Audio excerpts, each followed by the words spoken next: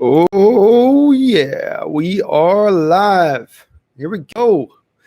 Seahawks are 2-0, rolling along, singing a song. Everything's good. Of course, that's not entirely true. We do sit as 2-0, but the rest of the division also sits at 2-0. So it's kind of like you're in first place, but there's two other dudes in there as well. With that said, though, everything's happy and good as far as I'm concerned with this team right now. Russell's cooking along. What's up, Cameron? Sorry, I caught your video this morning. That was really good stuff. Just going to do my opening thoughts here, and then we'll get on into the chat.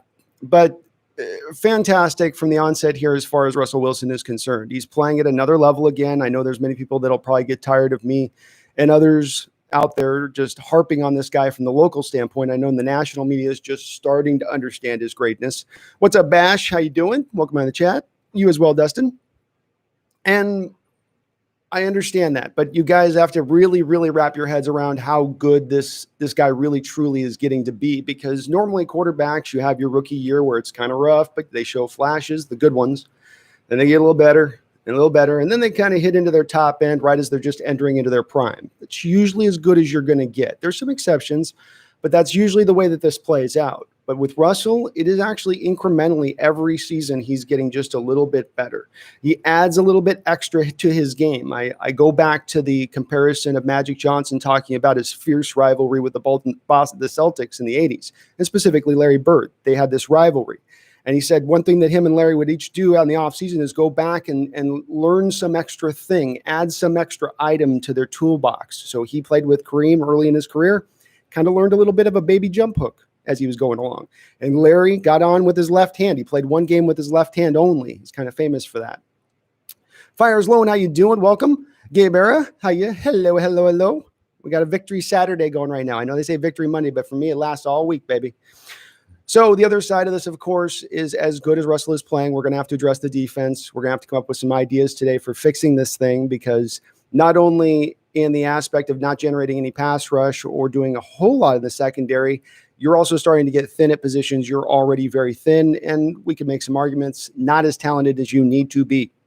We'll get into that stuff as well, and let's not short sale the little kid in the room that we shouldn't short sell here, who's playing out of their mind as well. I think that I haven't talked enough about is the special teams unit.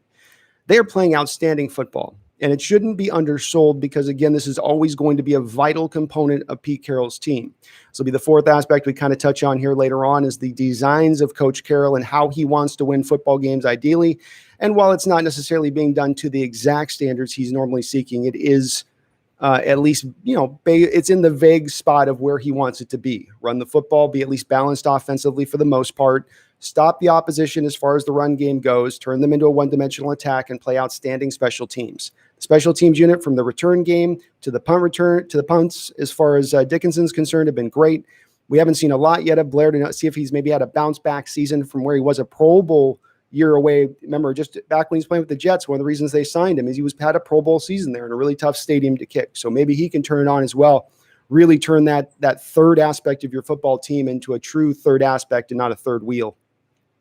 Billy Scott, good luck to you as well tomorrow. You got to feel good about where your team is, Billy. Titans have looked just like kind of how we thought they would, and it's awesome to see Tannehill really, he's not put out there to throw 35 times a game, but the throws he needs to make, he makes them. He's got good mobility. He may just take you there, bud. He may just take you there. Iridescence. Hello, hello, hello. Randall McDaniel, how you doing? What's up, dog? Skull. Jose Rodriguez. What's up, my mod? Irina, how you doing?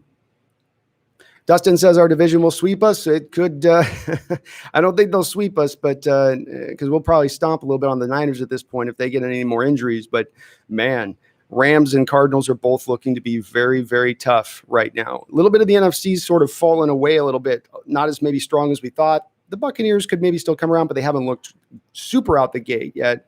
They're still kind of untested. Or the Saints are looking a little bit old. They got some injuries themselves. The NFC East is the NFC East. My God. So, maybe it will come a little bit more down to now. Just we got to worry about the Packers and then the rest of our division. Jovan, what's up? How you doing, Jovan? I think I pronounced it right today. Dustin, 9-7. Here we come. I don't think we're going to be quite there yet, but they're going to fix something here with the pass rush. It's not just going to stand as pat, as evidenced by the fact they brought in Snacks Harrison this past week. And we'll talk a little bit about him more on this as we go forward. But no, I don't think we're at the point yet where we're going to get into the 9-7 spot. But, there's a top end of this team if they can't fix that pass rush. Nah, Smith, I think this Cowboys game is going to be a shootout because both defenses are bad. Dak simply can't beat Russ in a shootout. Hawks win by 10. Naz, I've got it going myself right now, 41-38. So I agree with you on the shootout, and I do agree with you on the Seahawks winning, but I have them only by winning by 3 points in this game.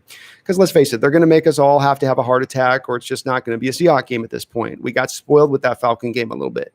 We got to remember, always the heart attacks always come in fourth quarter, one way or another. You will take your medicine. But, we'll see. It'd be great if we can win by 10. And this may be the week we kind of push them a little bit. The Cowboys, I was looking at their schedule, looking how they played. Obviously the Rams that first week, Falcons last week. The offenses look pretty good.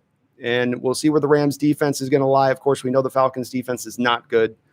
But it's going to be a very interesting matchup. We're going to learn a little bit more about the team this week, aren't we?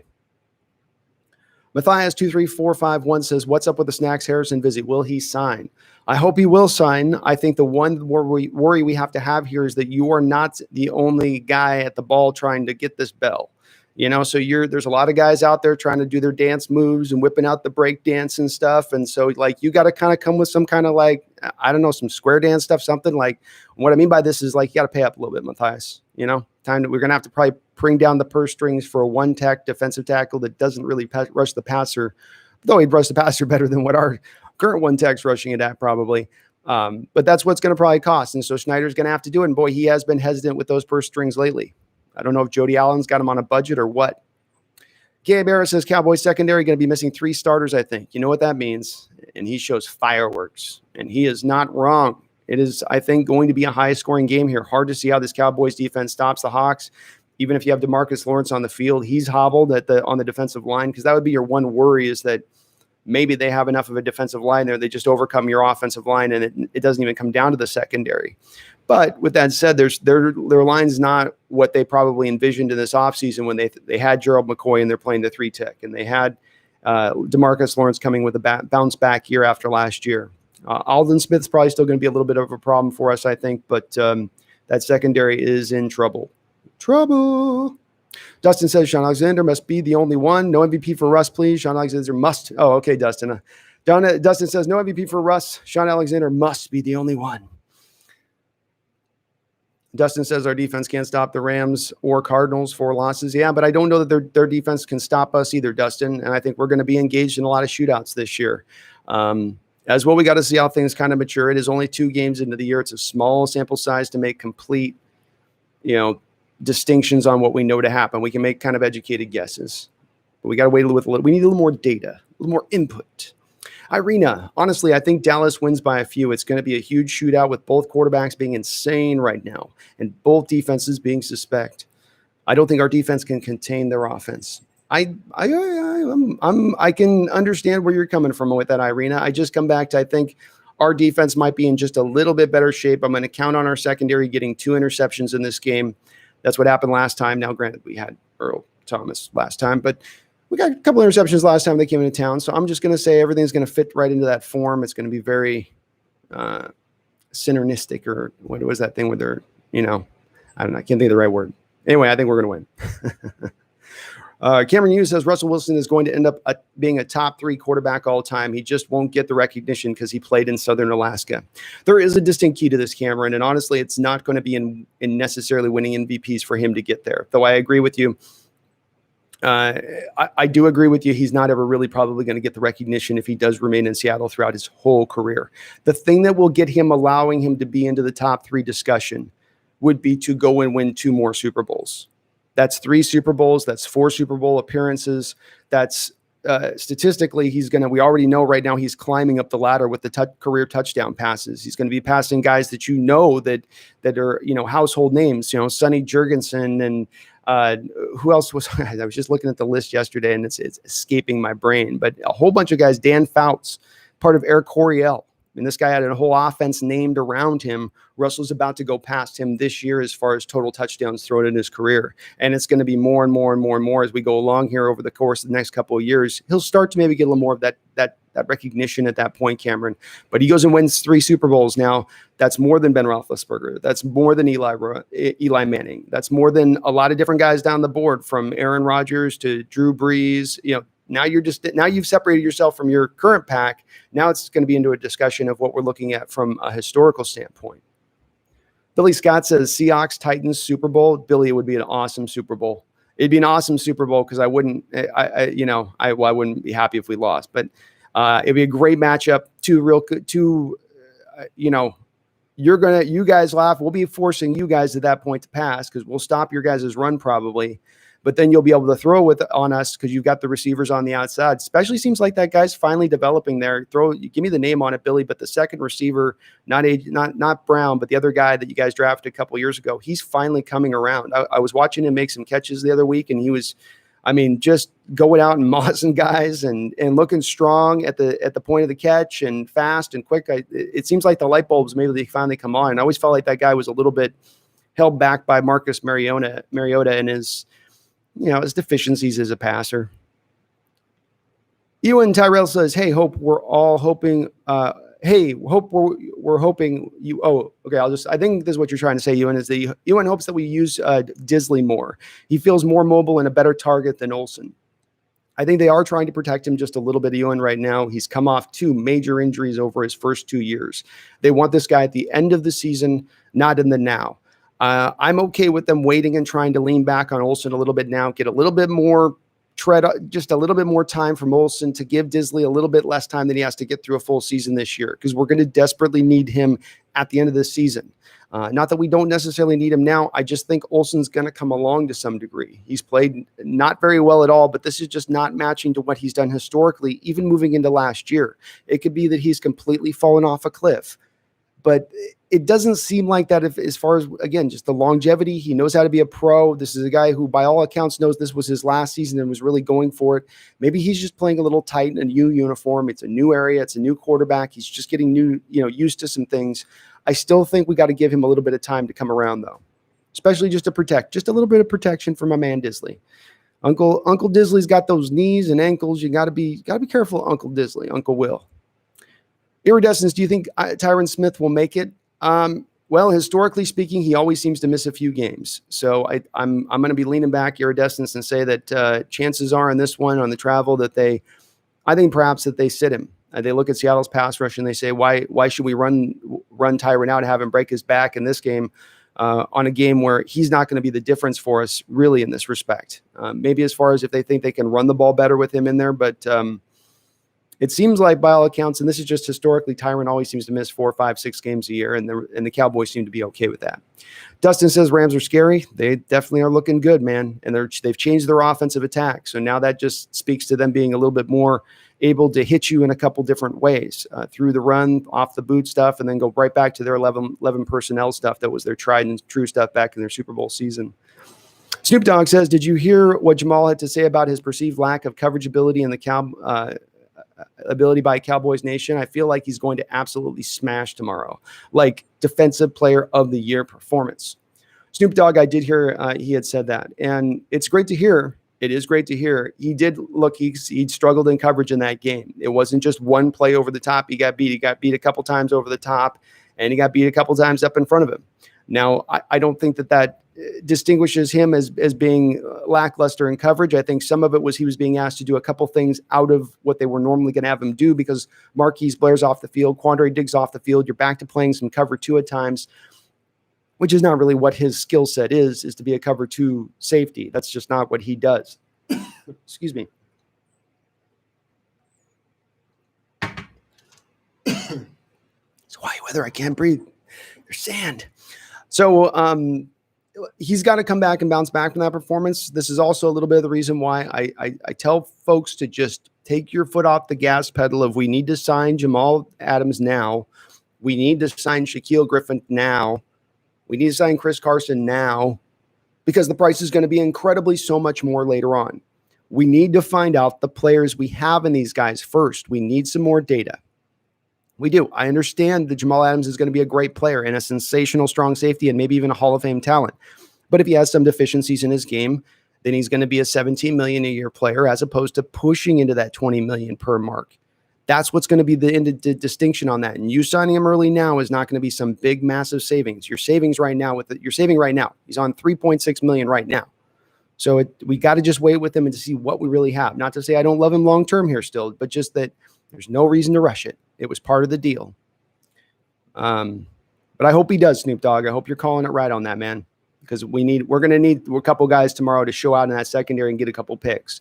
They're going to get chunks of yards. This team has 3 wide receivers that they can run at us, and they're going to attack Ugo Amadi like hell, and they're going to attack him with a bigger wide receiver at times. I think CeeDee Lamb right up in the slot. I bet you're going to see a lot of that.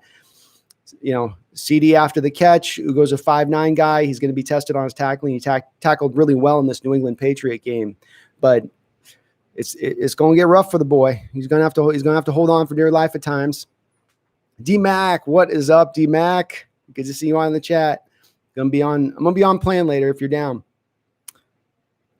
Billy Scott, Corey Davis, that was the guy I was trying to think of. I'm sorry, guys. I've been working like a dog, so the brain's a little bit underperforming today. Bear with me on that. But yeah, Corey Davis is he's really looks like he might be coming down around. I liked a lot of his tape coming out.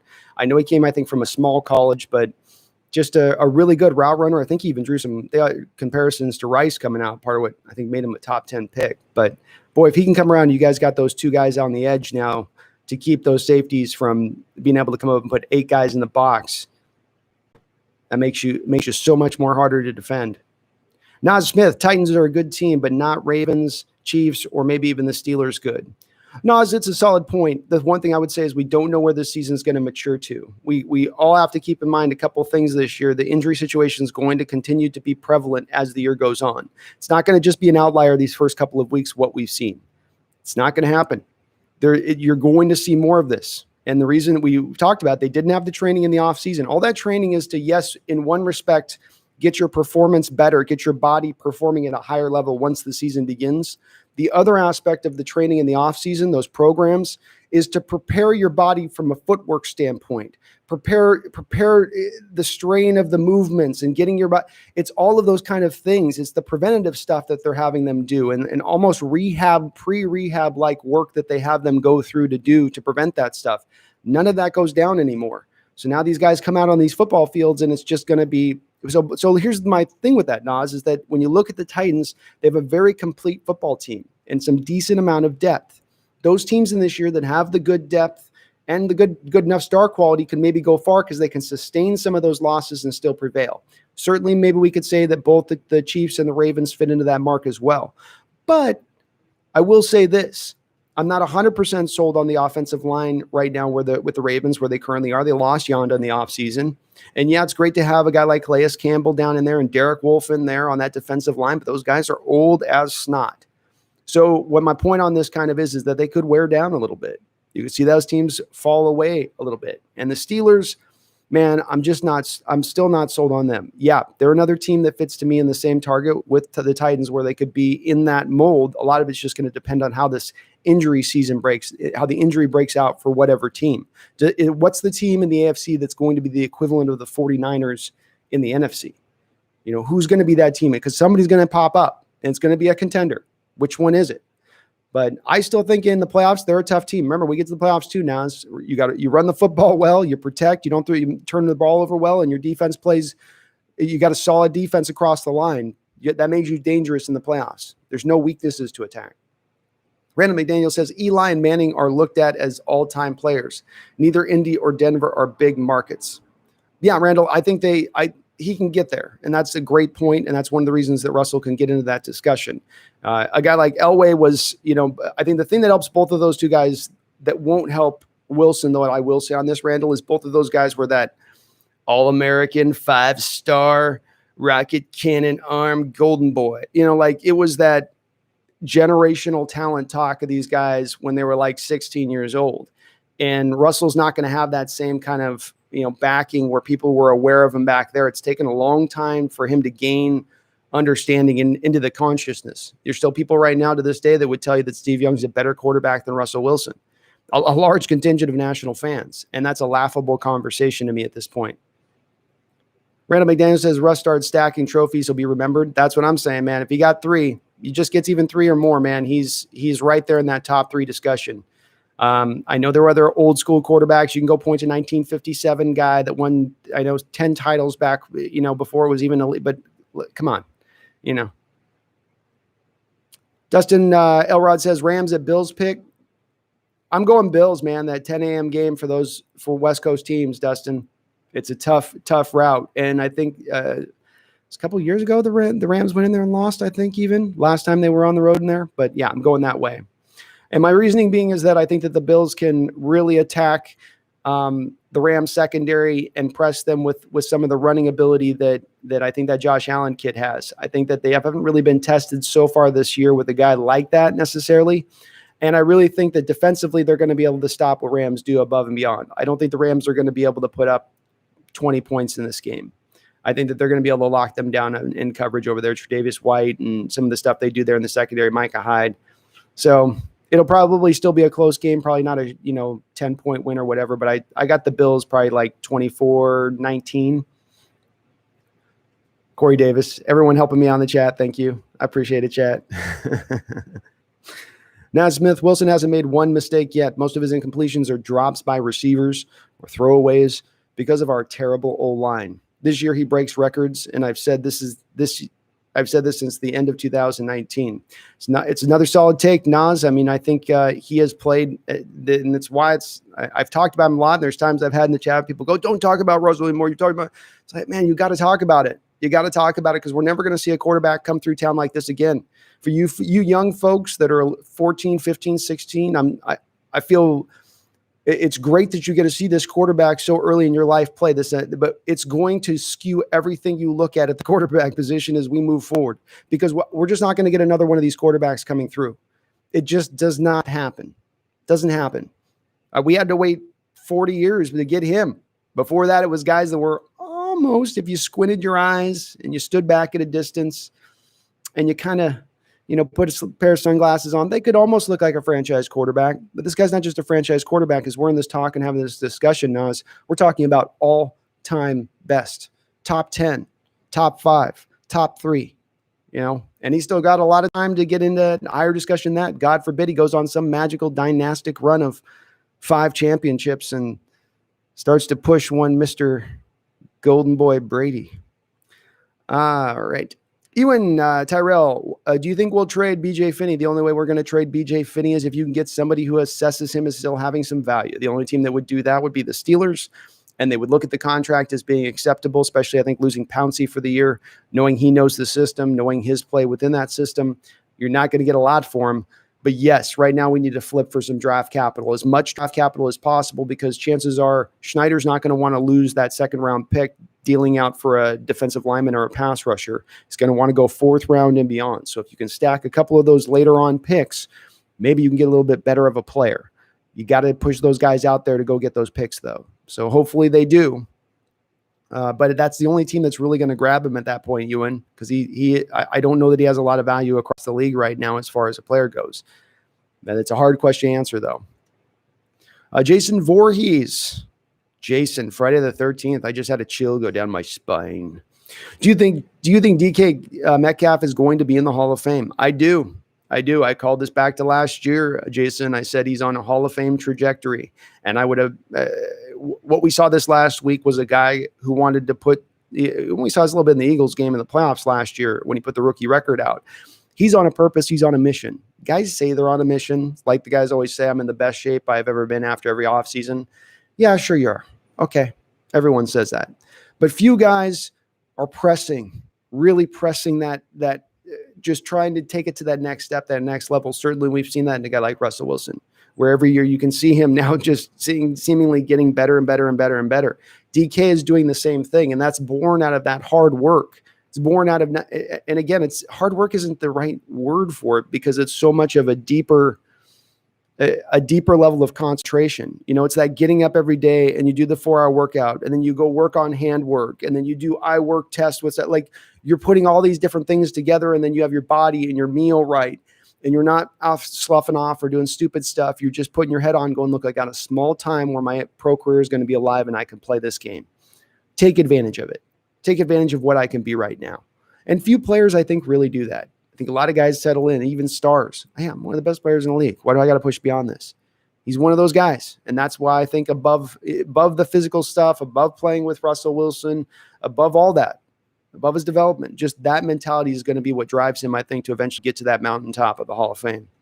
Cameron Hughes, the Marquise Blair injury really sucks. I thought it would be a breakout year. He was looking really good early. Man, he was looking really good early. And that one hurt me. That one hurt me for a full day. KJ Wright, man. KJ needs to make some plays this year to make up for that. He does. Because that's it. It's going to hurt, Cameron. There's no you have some options that you can go out there and maybe trade for on the defensive line, defensive end, pass rush. I don't know that there's a lot of slot options out there that you can trade for. Matthias, projected score in Cowboys game, 41-38. Seattle Seahawks win it in a barn burner. Whoa, Nelly, we've got a barn burner this Saturday afternoon in Tallahassee, Florida. Cameron Hughes, even the tackle got injured, looked physical. Even the tackle he got injured looked physical. Yeah, Cameron, I mean, it happens on a play where Blair comes up from that safety position, takes the running back on, just throws him to the ground, doesn't even lay a lick on him. And you see some of that strength and what he's got to bring to play, to bring to bear. It hurts, man. It's going to hurt. It's going to hurt. ASAP Mob says, we need Clay, and I agree. Get Clay right now. If I could maybe make a hope or a wish or may, some way they move the cap around to happen is you make the trade for a guy like a Kerrigan, you bring in a Clay Matthews, you bring in a Snacks Harrison, the combined, contract those guys should not be all that much through the roof. To me, you've got to make those assembly of moves. You can't just make one move here and go, okay, we're good. Let's just see how it plays out. I really don't think you can. M. Webb says the Cowgirls are the hardest team we have left by far on the schedule, excluding division games. Back half of the year schedule, extremely light. Great schedule this year. I know. I was saying this last week after week one, the games outside of our division after week one, the records after week one was 3-8. And all of those 3 wins came within their division, not outside of their division, i.e. teams that we get to play as well. When I was looking at the stats this last week, it was still holding to form. I think it was something in Web like 5-12 or something like that. The schedule, I'm off on this, but anyway, you transpose this up against last season when we played pretty much the toughest strength of schedule in the entire NFL. Don't think that's not going to make a difference. It's going to make a difference and help, and God knows we're going to need it because, oh Lordy, this division is going to be. It's going to be World War I, just four divisions of different soldiers. Nobody knows which side they're on, running over the middle of the flat landscape as there's guys with howitzers blowing, just mowing guys down. It's going to be a bloodbath. ASAP Mob says 49ers schedule is so easy. Well, don't they still have to play? I think they still have to play the Packers and the Saints, though, ASAP. And let's not exclude the fact right now, the injury thing gets to a point. We saw this last year. The injury problem reaches a point where it's, okay, we can't take any more. We've reached our spot. There's no more injuries that we can have at all, or we're going to be a crap team. We're going to move to an average team. Every team's got their line. We saw our line last year was about week 16-ish. That kicked in about right in there, maybe 15. Right around the Chris Carson, Rashad Penny injury game. That was right about the time it sort of clicked. So, you hit that spot, and the Niners are racing towards that line as we speak with every single game right now. And they got to play on that tacky field again. I feel so bad. That tacky new surface for them that they were complaining about. The tacky surface in the field, it was bad. And they got to play on it again this week.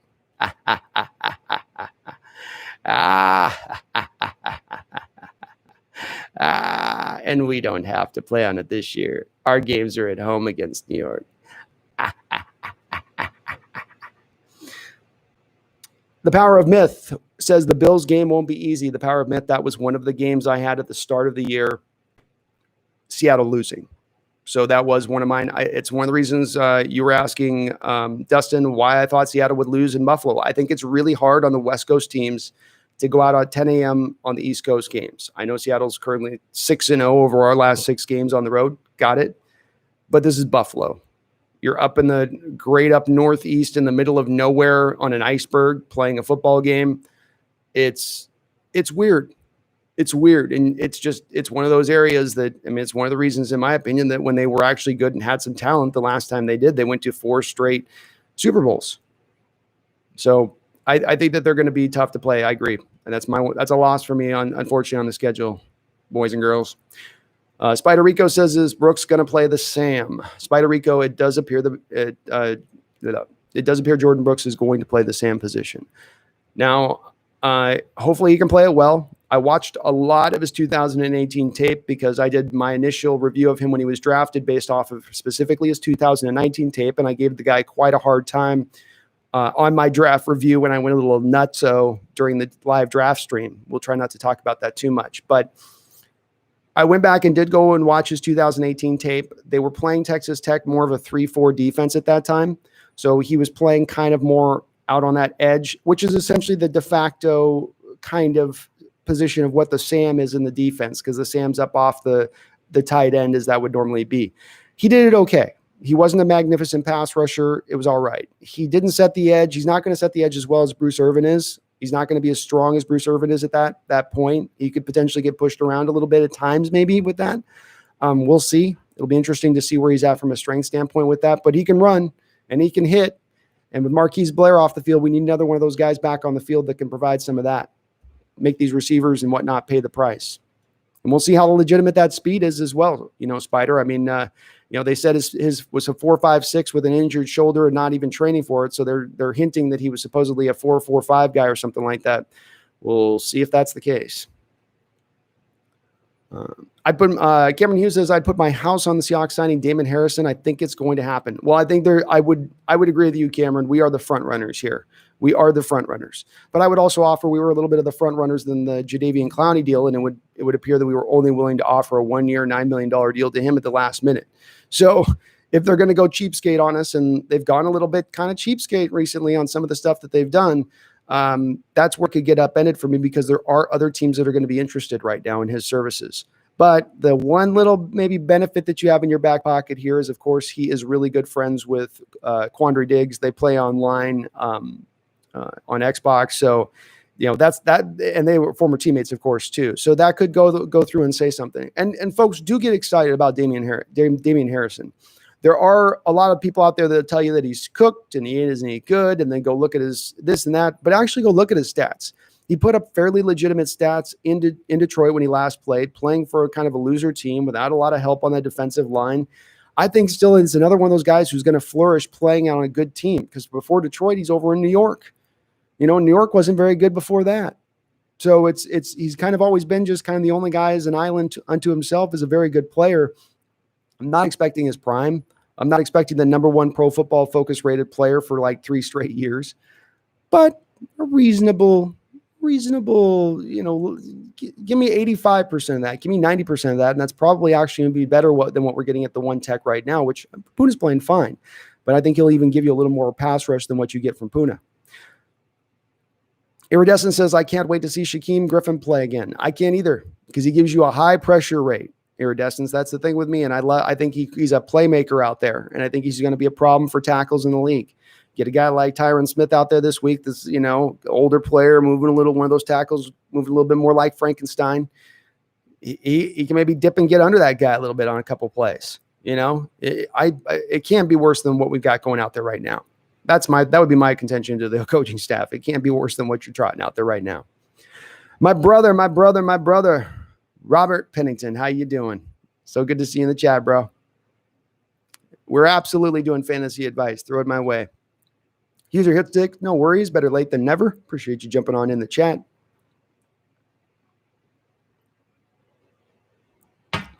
Y2K says Russell's Super Bowl pick will always count against him. He needs like 5+ to make it up for it to be like top 5 all time. No, I don't think I agree with you, Y2K. I understand where you're coming from, and you're right. There's a little bit of overcoming that at this point, because that is the characterization of a lot of fans throughout the league when you say Russell Wilson. Should have run the ball. Should have run the ball, Russell. Stupid pass. Stupid quarterback. Dumb. He's dumb. All right, guys. Yeah, I don't know. You really can't respond to it at this point. It doesn't behoove you to argue it. But I think that 3 gets him there. He's got 3 Super Bowls. That separates him from that pack of guys that have won 2, certainly the pack of guys that won 1 during this 25, 30-year era. And at that point, it becomes undeniable Y2K. So I would offer 3 will get it done, but 5 puts him into top 2 status, and then we're talking about good arguments with Patriot fans about the top quarterback of all time. Austin Latimer says, how can the Hawks possibly address all the injuries on the D-line? Well, that was my 3-stroke method here would be Ryan Kerrigan costs you probably a 4th to 5th rounder from the Washington Redskins. You bring him in. You sign Snacks Harrison, you bring him in. You then bring in Clay Matthews. At that point, you potentially look to maybe offload a little bit of salary that's sitting on the books right now. I believe you could still, I don't know that it's guaranteed or not, but offload maybe Hollister for a 7th round pick somewhere. Somebody would take him. You could probably find a way to clear some cap space if you absolutely needed to, Austin. These other teams like the Rams are creating cap space out of thin air. We're doing none of these kind of acrobatics that they are. Maybe they are kicking it down the can to some road where it's going to cost them and they're going to have to just run a team of little leaguers out there. But if they can do something like that, can't we do something marginally close to that? Like if they're going for it right now and they think they're in it, if they think they're ready to roll, why aren't we? So they could get it done, Austin. It's a matter of being willing to do that. Maybe you got to sacrifice, John, having the 5th most amount of cap space moving into next offseason.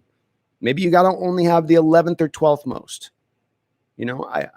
Maybe it has to go in that kind of route, but I would rather them go this route, Austin. And this is also why I don't want to do any extensions right now. We do no extensions. All of the money that is currently available on our cap is going to be there for guys that we need to bring in because we need reserves. We can't sit with what we got right now. We need to bring in some guys.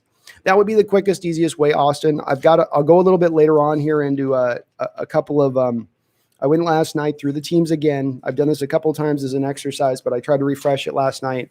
So I went through a couple teams again last night of guys that are maybe going to be available and out there that we could look at as potential targets, Austin, and we'll get into what that will cost and the value and all of that other stuff.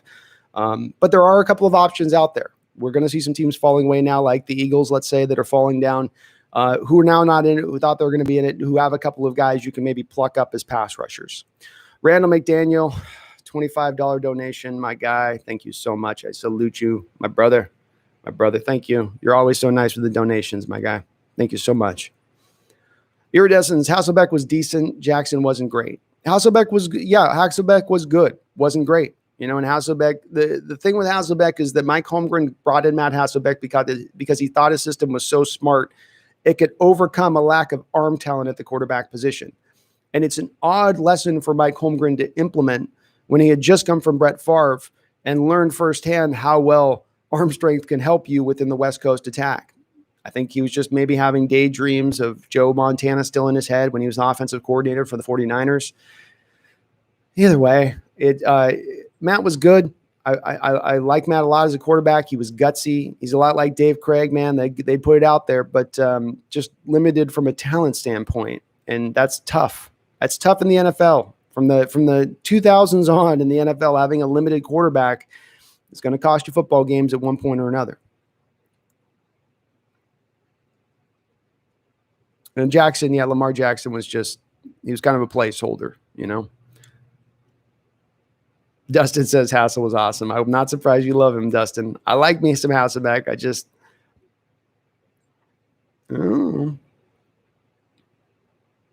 Iridescence, I like him a lot personally. Just pissed me off in the Super Bowl. Yeah, he's a good guy. Matt's definitely a stand-up dude. You can say that about him 100%. Randall McDaniel says Kelly Stafford, Dan McGuire, Rick Meyer.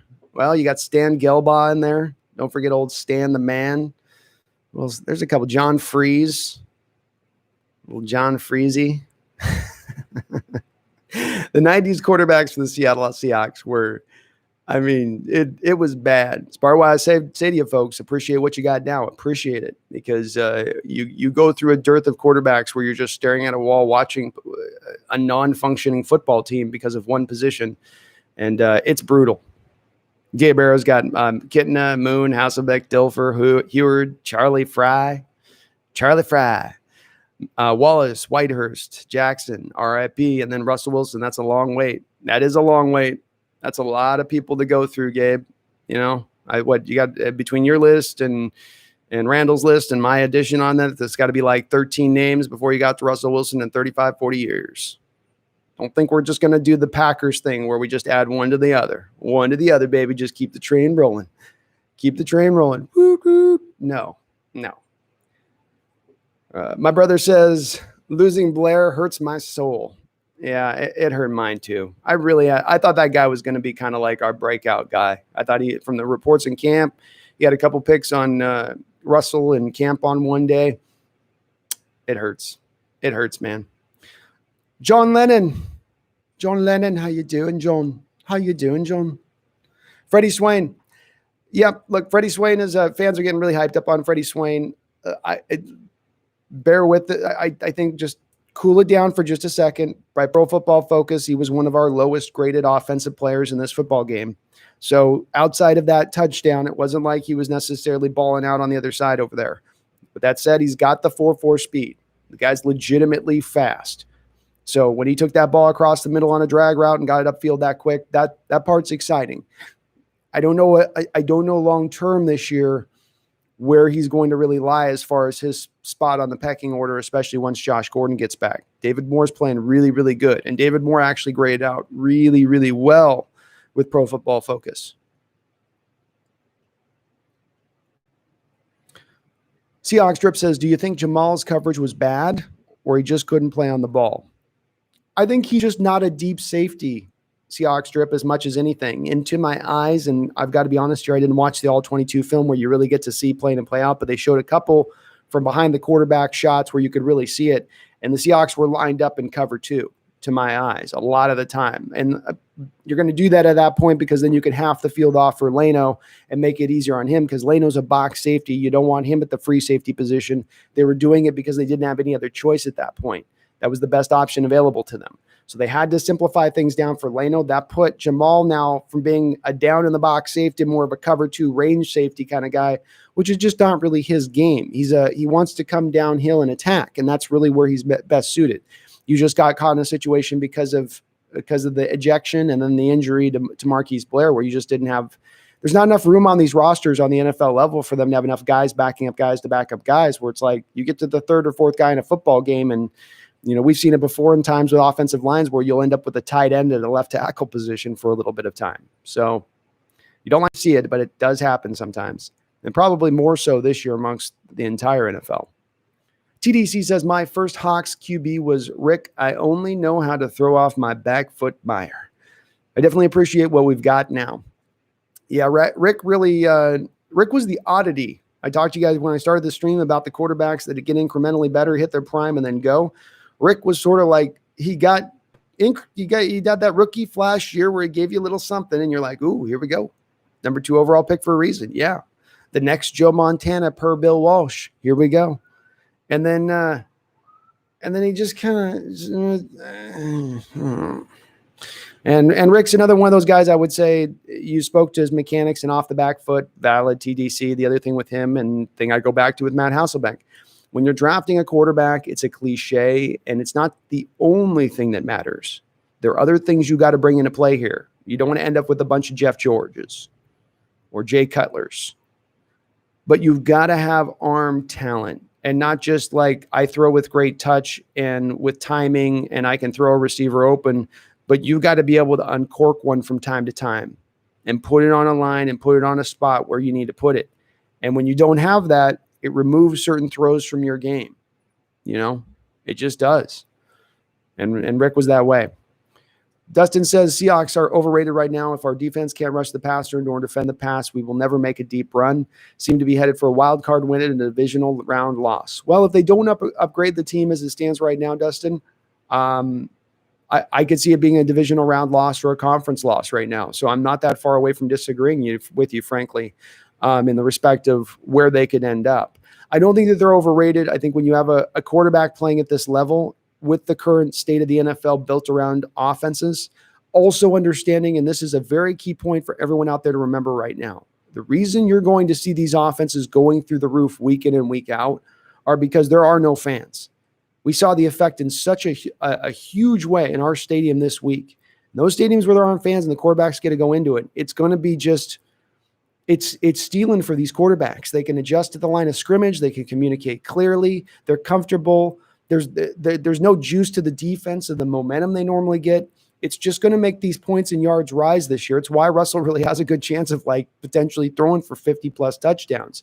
And that's my counter to that, Dustin, is that if he's just that good, if he's separating himself just that much and the offense can stay healthy this year, healthy, as opposed to last year where it was the health that brought the offense down. You couldn't create any more holes in the running game because Ayupati was gone and Britt was gone and Fluker was really not playing all that well. You know, you're at that point. So if you can maintain the health, then you do create the super offense approach, which does have potential if you can execute it. Matthias says, what's your opinion on Snack's visit? The fact that he made us the first visit would indicate to me that we'd be the front runner, as I would initially probably. Maybe that's a little confirmation bias though, because I would think that anyway, because of his relationship with Quandre Diggs. We've got the cap space to sign him and really outspend anybody else. The other thing is how much does he want to travel around with this COVID situation to other football teams? Does he want to go all over the country right now taking physicals and risking his health? Or does he want to go with a certain purpose to a team and pick them? I'm trying to use that logic with it. Randall McDaniel says, can you explain why Trey Flowers can't play the Blair big nickel? Yeah, I can. I don't think he's got the lateral. If you go back and look at their combine numbers, Randall, they don't both have the same kind of lateral ability. You know, look specifically at the 20 cone. Right? Look at the initial 10-yard splits off the 40. If you can get that data, I saw it at one point. I can't see it. So I don't know where to necessarily tell you to look right now, but if you dig enough online, you can find that data. He's just not got that same kind of movement there. So, and he's a little bit, I think, about an inch or two taller than Marquise Blair. Blair's a 6'1" guy. I think you're looking at Flowers 6'2", 6'3". So it's a little bit taller for those guys to get to that kind of length inside. We saw this even with a guy like Richard Sherman. When he got matched inside on the slot, it wasn't always a good look for him.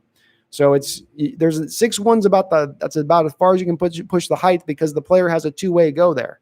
You know, it's not, you can have the sideline to press him out at that point. Now, if you don't have that same kind of lateral ability to change on a dime from what he's doing, it's going to prevent you from staying with the guy. And guys are just going to be overmatched at that point.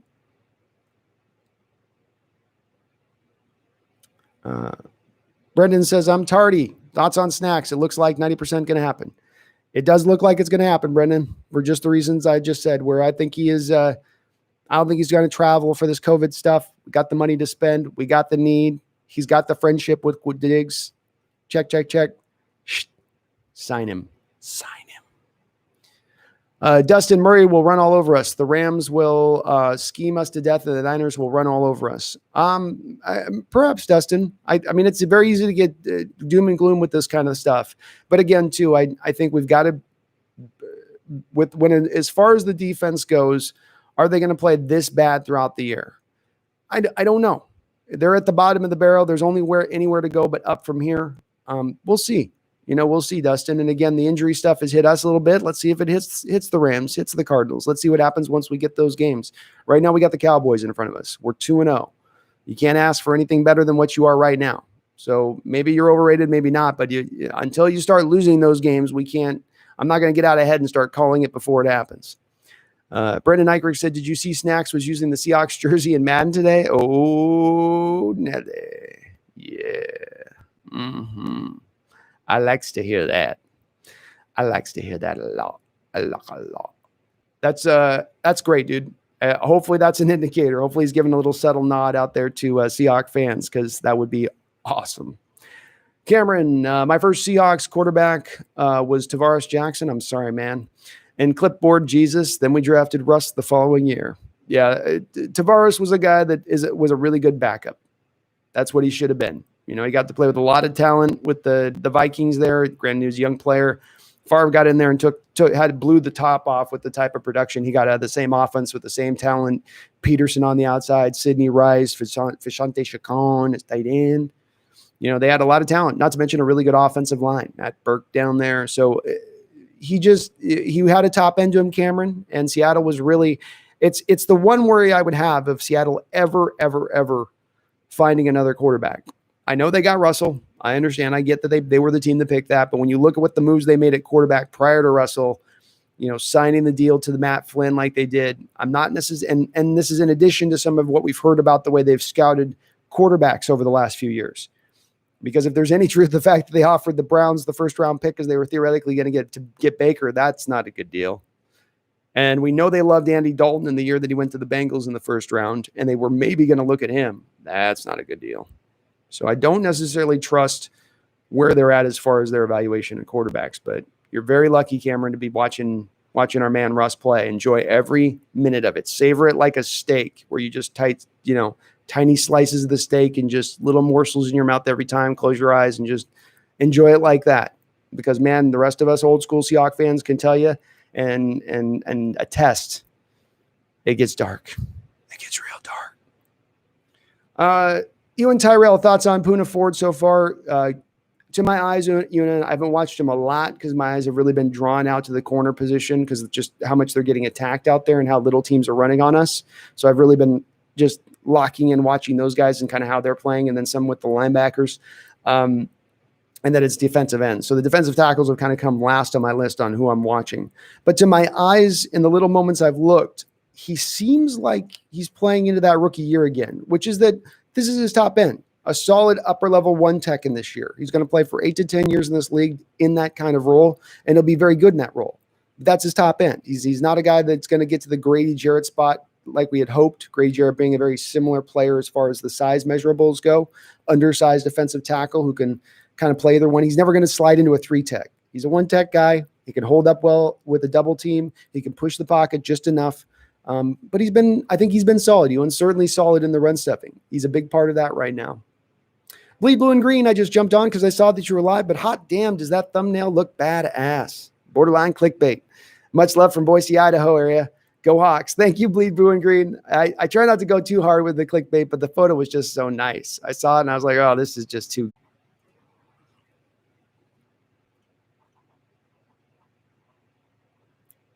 D-Boy says, how long you been on? I've been late. Oh, we've only been on for 15-2 minutes, D-Boy. College football looking bad. Yeah, they just don't have any chance to practice. It's a weird time of year. They kind of slapped this all together and just said, okay, guys, go. I don't think a lot of these guys were probably training that hard. I would be surprised if they were. I think it's going to be I think people can talk about, well, now see the draft's going to be really easy to evaluate now. No, it isn't. No, it isn't. All those guys opting out, and it's still going to be a complete guessing game.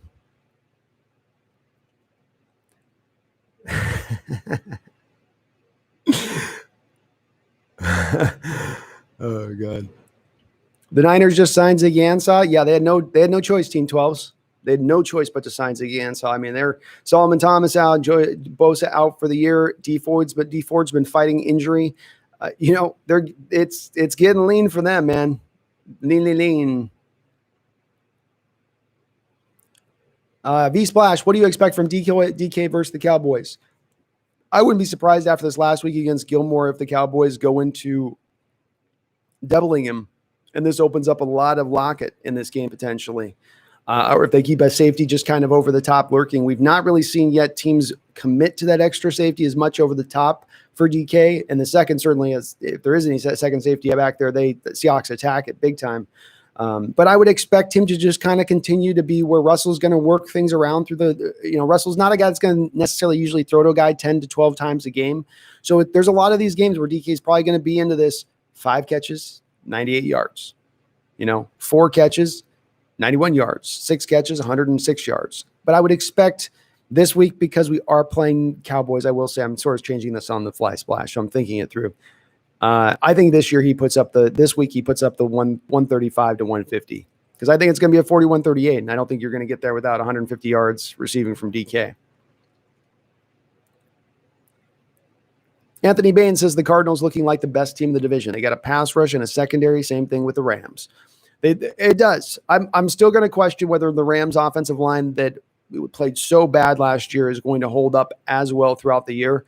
Especially considering maybe a little bit of what they maybe have been going up against through the start of the season and the strength of schedule so far. They're going to be interesting to watch. But the changes that they've made offensively away from the 11 personnel, kind of adjusting off of that, using a little more of the, off the play action with Goff coming under center.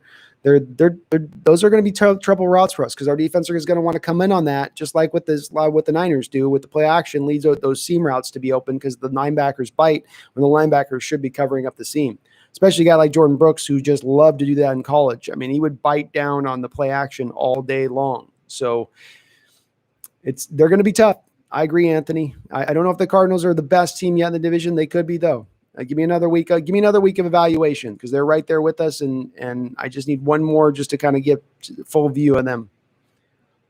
Team 12 so is not watching much today, only for an hour or so because I got to be going working on a gym in my garage. My dad. No worries, man. Go spend some good time with your dad. I understand. Yeah, D-boy, don't worry about it, man. He's all good. Don't let him get you. Anthony Bain, the team 12, Brendan Eichert says we just need snacks to eat up a center and a guard and allow everyone to fly around, just like the Ray Lewis situation. Yep, it's a great suggestion. It's a not great suggestion, great comparison, Brendan, is that this is a big body this gives you down there where you can bring him in and you can bring Puna in on early downs. The other aspect of what it allows you to do then is we have a huge issue on this defensive line through 2 weeks, specifically with two guys we're going to need something from throughout this year, Benson Mayowa and Jaron Reed. Guys are playing 90+% of the snaps throughout the game, even throughout the Legion of Boom era, even into the 2015-16s when things started to get lean along that defensive line. We never asked any of those defensive linemen to play that amount of snaps. So we got to get, to me, it's you get Jaron off the field early downs, you got Snacks, you got Puna as the early down guys. This is a lot like what we did with the NASCAR package, right? Jaron becomes part of the NASCAR. When you know there's going to be pass situations, he comes on the football field. Get him down to more of that 60% snap range, and he's going to be that much more productive and efficient for you and allow those big dogs to take up the space you talked about. Let our linebackers kind of fly around, and Snacks will do that. He's so big, you've got to usually take up two guys with him. If you single block, he's going to blow plays up. And again, I think there's some overstatement here to him falling away in his game. I don't think he liked to play in Detroit. I don't think he liked to trade to Detroit. I think it was a crap deal for the guy. He plays with the Giants for the first few years of his career, and it's like they're not doing well. He's still playing. He's balling out, doing what he does, and then you go, his reward for that is to go there. I mean, it's no wonder he forced them to pay him a little bit more money when they made the trade. The second says 3 more rings, and Russ is the quarterback GOAT. It's probably going to be it's going to be an argument, but it's an argument. It's an argument at that point. And he might need to get one more in there to get just into the full of it. I'd have to think about that, but I think he's close. He's close at that point. Bash M says Shaquille Griffin brother just got promoted from the practice squad. We need him, Bash. He was a very good pass rusher for us last year when they found that rotational role. All you need is 15 to 20 snaps to the game from this guy. And again, I just talked about Jaron Reed. Well, say nothing to Benson Mayowa. The big head-scratching decision this last week as far as the roster was concerned was they kept Luke Wilson active in this game, having 4 tight ends for this football game, and they kept Alton Robinson inactive. Well, this forced you to have to play Benson Mayowa 90% of the snaps this last week, knowing your offense was going to their defense was going to give up yards. They're going to be on the football field a lot of the game. Very much a head-scratcher of a move where you go, what? Why? 3 tight ends wasn't enough in this football game? It was a little bit of an odd choice, but it's good that they're doing this. It's a step in the right direction. He's going to help out the pass rush. He is. Even if it's not just necessarily a game breaker type guy, he will help it out. Dustin Elrod Seahawks says Russ will leave Seattle. I don't know that he will anymore. I'm pulled away less from thinking that, Dustin, when I see him being allowed to do what he's doing now. They're going to let him cook. They're going to bring in these offensive targets and let him just go. I think he's going to be more apt to stay. I think that at the end of the day, he wants to stay here. I think that the one thing that's going to be the key to this, though, is that they've got to let him have the offense, give him the reins like they did in that Atlanta game and for most of this game in the Patriots. Brandon Eichrick says, geez, just get Kerrigan if it's a 4 and Hollister. I would be agreeing with you, Brendan. Get it done. Get it done. We got to get a couple guys in here. Cameron Hughes says, what happened to the Eagles? Well, the Eagles were a team that was built to their offensive line, and it's a little bit of what I've talked about in the past, and this is the thing I go back to. It's old school football, and it is cliched, but we've yet to see the rule be disproven yet.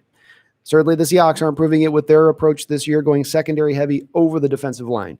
The old school approach is you build in the trenches, offensive line, defensive line.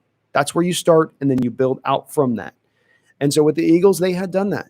They had their left tackle that was going to be in there that they had got was, I think, a first, second round pick in 2018, kid out of Washington State.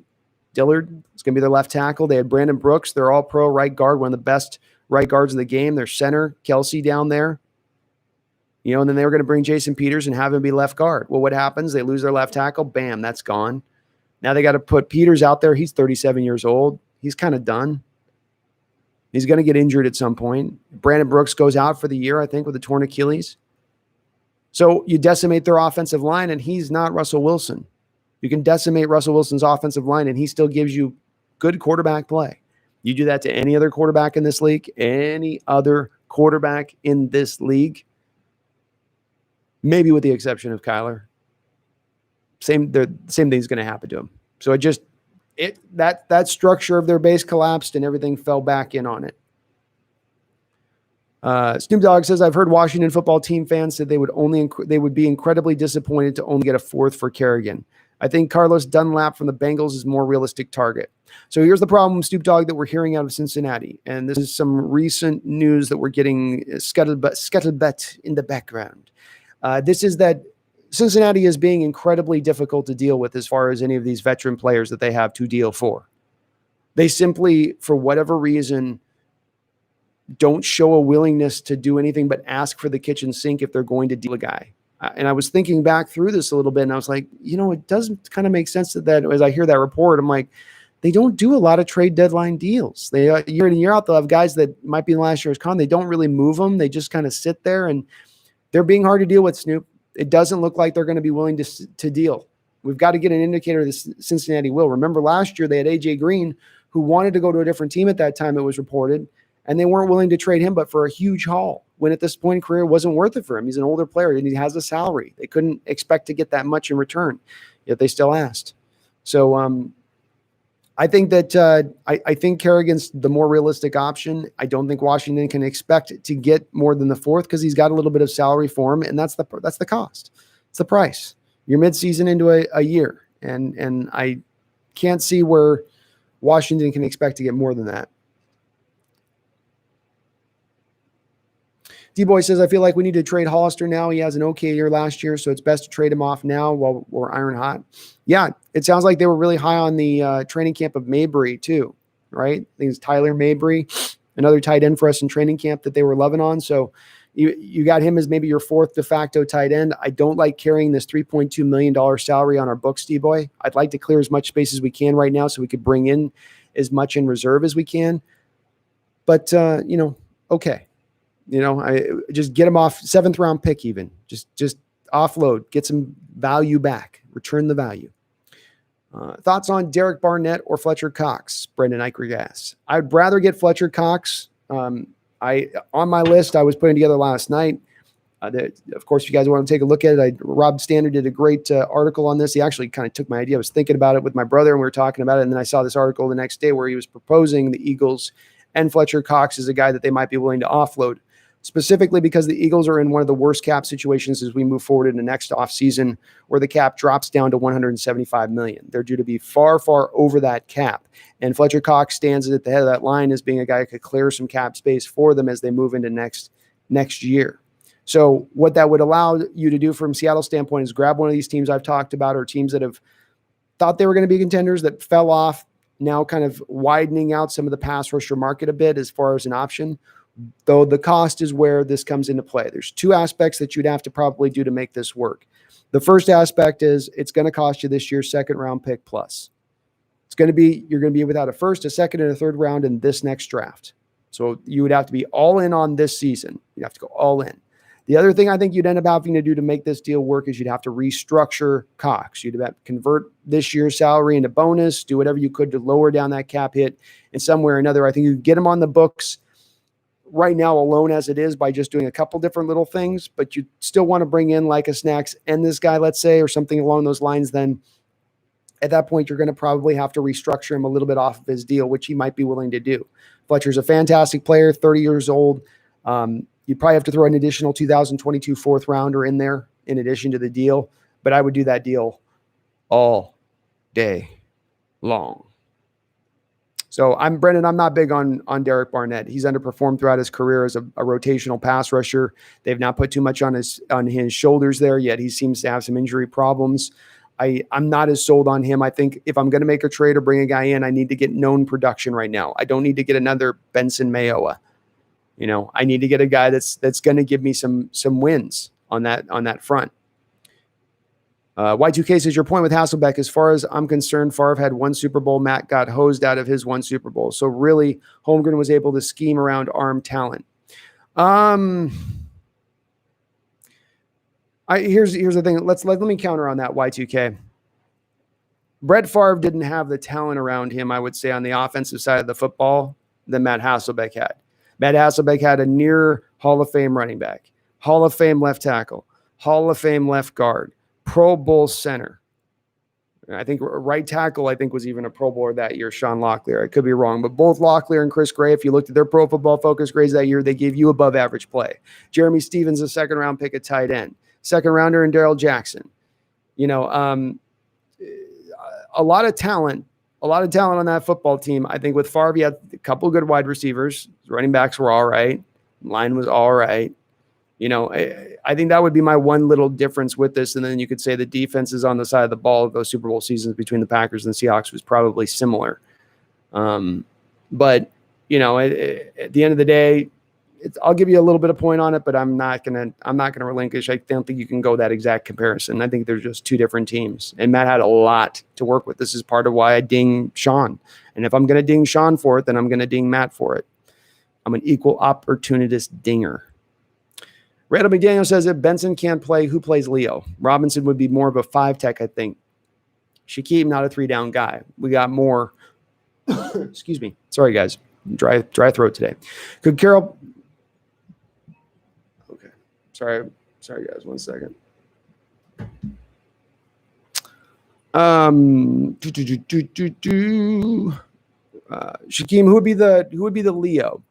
The Leo would be probably, I would think, Alton in this game. Randall, as funny as that sounds, if they go that route, because it sounds like Mayo is fighting off a little bit of an injury, so I wouldn't be surprised to actually see him get the start. It would be interesting, maybe potentially too, to have Shaquem rushing from the blind side, which he didn't really do last year. It was more of him on the offensive strong side of the formation, where the quarterback could kind of see him coming. I might be interested to see him on known passing downs if you brought him in.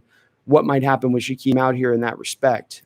But I don't have there's not really a great solution out there, Randall, right? The problem here is this team as it stands right now is not really got a Leo anyway. Mayo is not exactly what you want as a Leo. That's not Carroll's prototype. So you already don't really have one on the roster, much less a backup right now on the roster, especially with Rasheem Green injured. So who even himself isn't really a Leo end.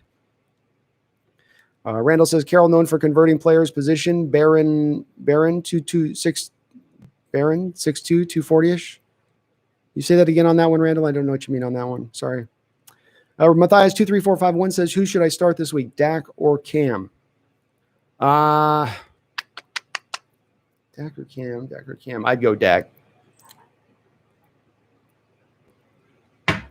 Beyond Balance says 38-24 Seahawks. I like it, Beyond. Like it. That accent. I'm a man of many accents. I don't even know what that was. That was Hobbiton. D-Nugget. Also, snacks Harrison time. Yep, D-Nugget. I want me some snacks. D-Boy, the Hawks Nest, what are you watching on TV right now? Netflix? I'm not overstating this, you guys. I do not have any time to watch TV. This new job is taking everything out of me, and then I'm literally working on the channel. I'm working on the next great Seahawk moment video right now. So I try to I'm diving in on that next one, man. Next one in. Just got to go because it takes so much time. I've already been so late on getting my next one out. You guys have been so patient about waiting for that. Barry Zotoro, thank you for the $5 donation. Barry, you always come in with the donation, my guy. Thank you so much. I really appreciate it. Is New Orleans going to cut their entire starting 22 and 2021 offseason to get under the cap? There certainly seems to be, Barry, a wide range of teams out there that have just made their peace with the fact that there's going to be an Armageddon coming at one point or another. That's the only excuse I can have for it, because they already knew coming into the season they were looking at what they were looking at on the horizon line. But now you've got teams that have stacked up contracts like the Rams, for instance, where you're going, what are you guys doing? This has got to be paid at some point. Somebody's going to have to deal with this some point. It's like a mess that just keeps growing and growing. And you're like, what the hell? So, yeah, I think that they're going to end up having to do a lot of cutting. Certainly we know Breeze is going to be out of there. I wouldn't be surprised depending on Taysom Hill's play this year, because he's been on a couple plays. He hasn't looked magnificent necessarily. He does look like maybe more of just the flash type player that you want all over the place, like Cordell Stewart back in the game. But they're going to have to do some stuff, man. They're going to have to get real creative, Barry. And I think it's going to have to begin and end with them. These teams are just going to have to cut their teams down, kind of down to the nubs, and then rebuild them back up. And maybe New Orleans is just going, okay, it's the end of Breeze in an era. Yeah, we've got a good team around him right now, and there's some good, even young players still here around them, but it's just not quite enough to be competing if we throw Jameis Winston out here in his stead. So we'll see where they go with it. Maybe they can get away with, they release Breeze. Maybe they get Winston back in on a low end deal, Barry, and then they got him on, they're paying like pennies to their quarterback so they can offset some things at that point. I don't know what they get to save after next offseason. That's the key on what does Breeze's contract save you once he retires and or gets cut? Did my deal just go out? All right. A little dicey. Gina White, hey man, will you be streaming during Hawks games if you're into that, of course?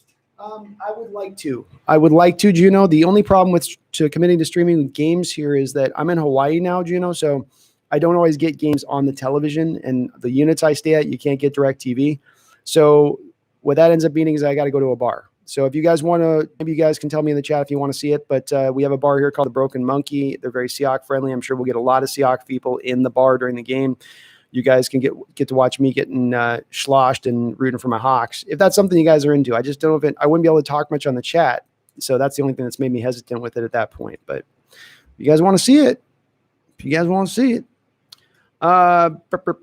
Blue and Green. I grew up watching Rick Meyer, Brian Blades, Joey Galloway, and Tez. Also Sam Adams. I appreciate what we have now. Sorry, let me just text somebody. Texting somebody. 1 second.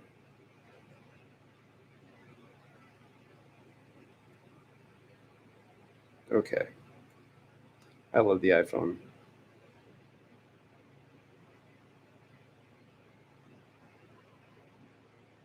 The iPhone is great.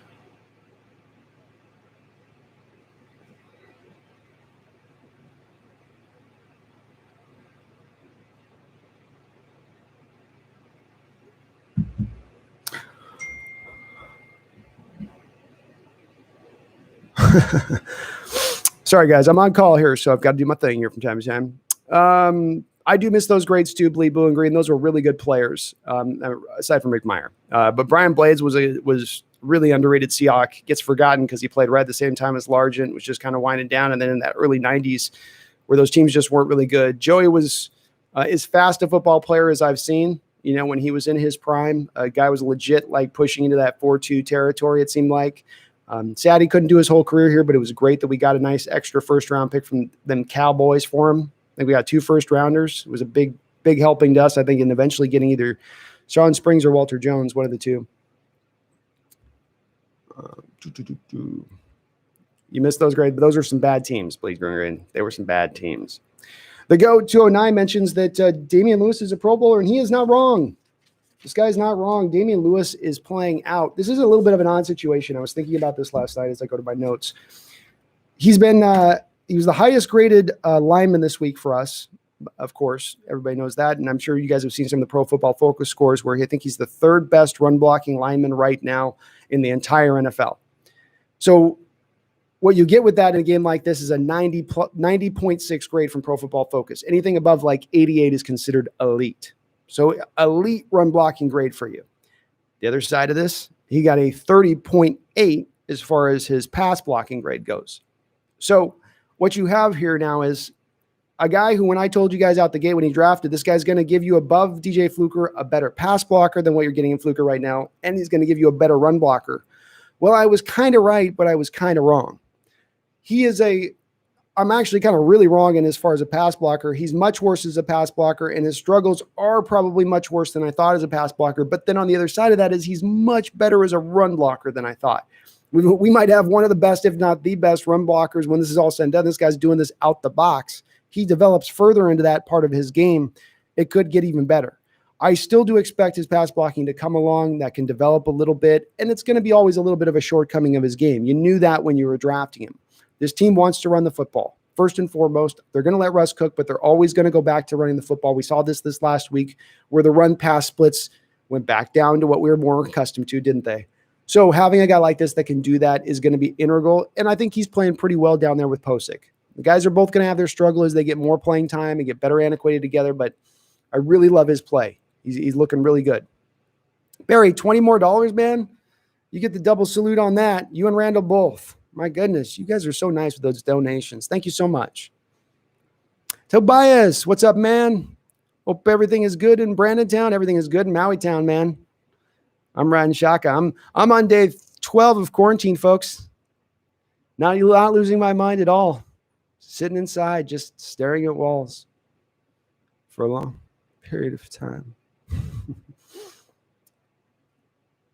Oh, and thank you, as D-Boy says, please everybody do hit that like button. Just smash on that thing. You know, it helps out the channel. It's gonna help this video be viewed by other people, which helps the channel grow, which gets me bigger and larger and makes my head balloon out to epic proportions, and everybody wants to see that. Tobias Larson, house tour as your next YouTube video. Show up your Maui crib. Maybe I will. It's not the most intricate little place. We're just getting me set up here, so I'm actually going to be due to probably getting into another place here shortly. And it's nothing to write home about here. I don't have anything as far as the great views, so I'm trying to get a different place necessarily. But maybe I'll tell you this, guys. I got a 20-foot green screen. So when I get my new computer in, because I ordered my new computer, I'm going to be able to use that green screen backdrop to do the live streams. So soon enough, we're going to have overlays. I'll have my top comment section in there for you guys, like scrolling to the bottom, biggest donate, just to look a little bit more better. It won't look like heaven's bright light behind me. You know what I mean? Cordell Carter, how you doing, Cordell? Russell should be able to torch the Cowboys defense. I think our defense will play better. I have to think that I think our defense will play better as well. Again, part of this is just coming from being an optimist a little bit with it, Cordell. Sorry, Cordell. Part of it's just I'm an optimist in this respect, and that I feel like, look, we've seen kind of the bottom of the barrel as far as the play, as far as the pass rush goes and the secondary. I feel like Shaquille's a better player than what he's shown himself out to be out that corner spot. Dunbar feels like he's coming along, and I think Jamal's not the liability we saw a little bit in coverage this past week, especially get him out of that cover 2 back into his more acquainted, box situation. I think he'll be a lot better. So if we can just get the turnovers to me, they'll move at times, hold them to field goals, get some turnovers, just our recipe for how we deal with offenses with the current state of this defense. I think we can be better than them. And Russell's shown an ability to get touchdowns rather than field goals early on this season. We haven't had to trot Myers out there at all. That's a difference. That's a difference, D-Boy, who would you trade Hollister for right now and why? If I could package him, D-Boy, in a trade with a guy like someone mentioned with Brian Kerrigan, where you're able to put him with Kerrigan and offset some of the salary, that would be ideal. Maybe a team like Philadelphia, if you moved to Fletcher Cox and it was a second and a fourth and Hollister, then you package him, you get a little offset in some of the money at that point to make the trade a little easier for you, more palpable on the salary cap. That would be, I think, the ideal. And if you couldn't do that, D-Boy, then you just flip him for a 7th.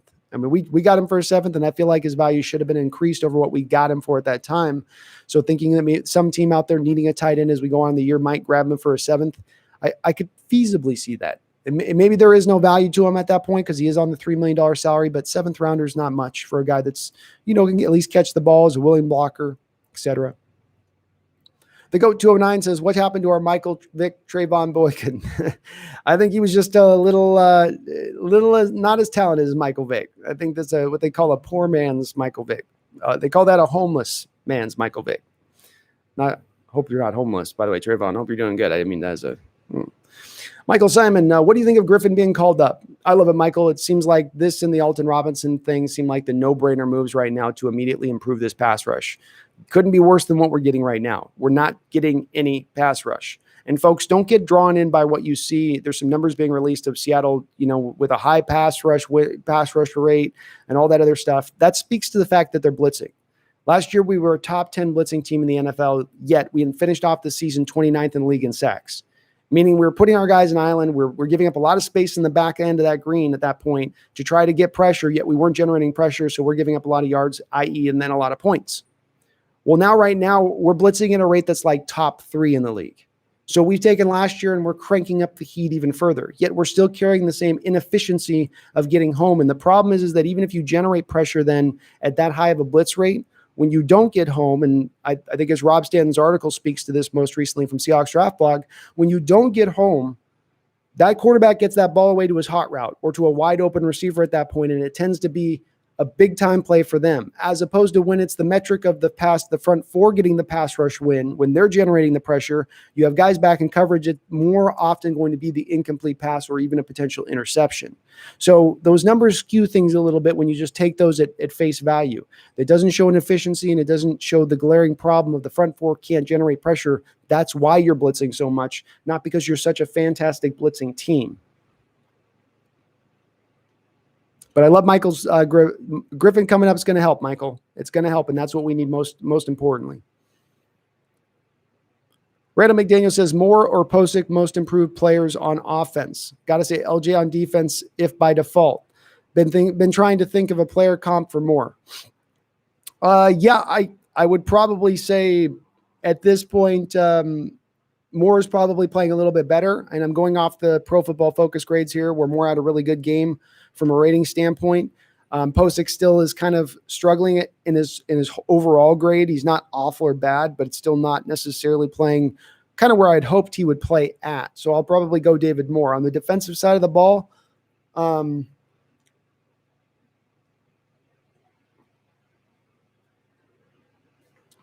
the defensive side of the ball, man, I might LJ hasn't improved for me yet, Randall. So I'm not quite there as to say I understand why you'd pick him. I might go. I don't know, man. I don't have a good one. Nobody's improved for me on defense, really. Guys are what they've kind of been. So I don't really have a guy that I think is in that improved department.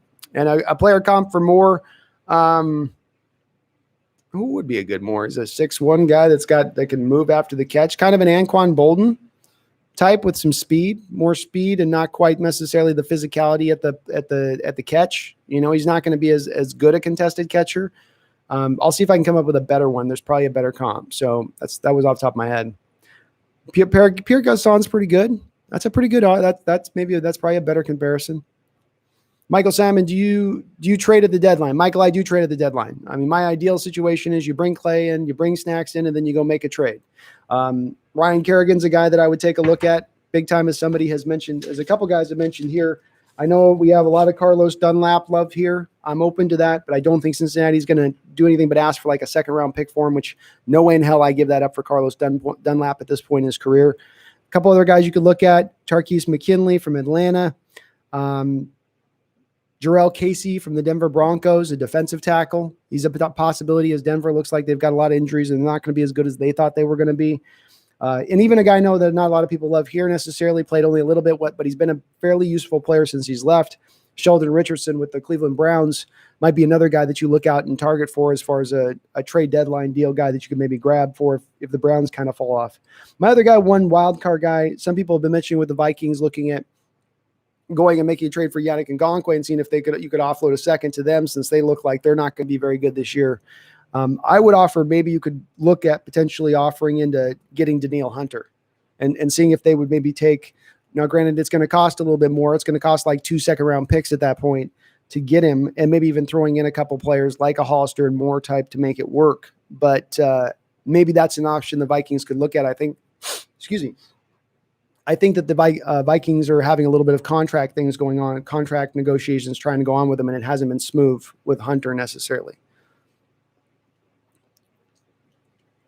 I like to watch NFL, says Seahawks versus Cowboys prediction, 41-38. The Seattle Seahawks win it in a barn burner. Randall McDaniel says no fans in the stands does for quarterback what the hand check rule did for shooters in the NBA. I love the comparison, Randall, and it's absolutely apt. Yes, this is exactly the same. And for those who don't know, the hand check rule was back in the 90s. Players could come up on a player out on the edge in the perimeter of a basketball court, and you could get a hand up on their hip, and you could guide them and direct them. Now you can't touch them at all. It makes it vastly easier to get around a player. Same thing here is at play with the NFL stadiums. No fans in the stadiums, no sound. quarterbacks can communicate the line of scrimmage week in and week out, not only they're going to get better and better at doing that because there's not weeks where they have to just turn it off and go silent. And, you guys all remember that. Should have gone silent. No one's having to go silent this year. So it's a big, big deal for quarterbacks. And it's going to be brutal to watch CenturyLink these quarterbacks come in and throw for a lot of yards, knowing that it would be a different story if we actually had people in the stands.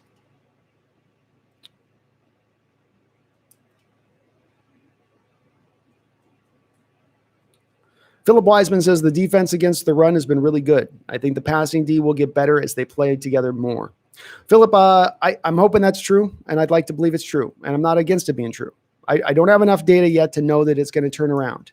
The issue I always come back with, Philip, is that you just aren't going to generate the pass rush. You're going to put those guys out holding on for dear life for 7, 8, 9 seconds at a time. It's going to be tough. That's going to be a tough thing that really puts a lot of pressure on them in that backfield. But at the end of the day, you can hang your hat on something. Last year, we couldn't hang our hat on anything defensively. You gave up 4.9 yards per carry last year in the run. Teams ran all over you. They only left it because they were so good at passing against you that they would just kind of gravitate away from it. Now, I don't think that's going to happen this year. Now you're going to force teams into passing. Now they just can't run the ball. And you're seeing in teams like the 49ers, the Rams, potentially even the Cardinals, they're going to want to try to run the ball a little more this year, and you can hem that up. So it is by design that Carroll wants to play that way. He wants to build the defenses first to stop the run. He believes in turning offenses into one-dimensional passing attacks, and that benefits the defense at the end of the day. Anthony Bain says, why would Washington trade Kerrigan after watching the 49ers front seven carry them to a Super Bowl? Not to mention NFC East is weaker. I guess, Anthony, my question on that to you would be, do you really feel like Washington's looking at this season right now where they're at? They don't even have a name as a team.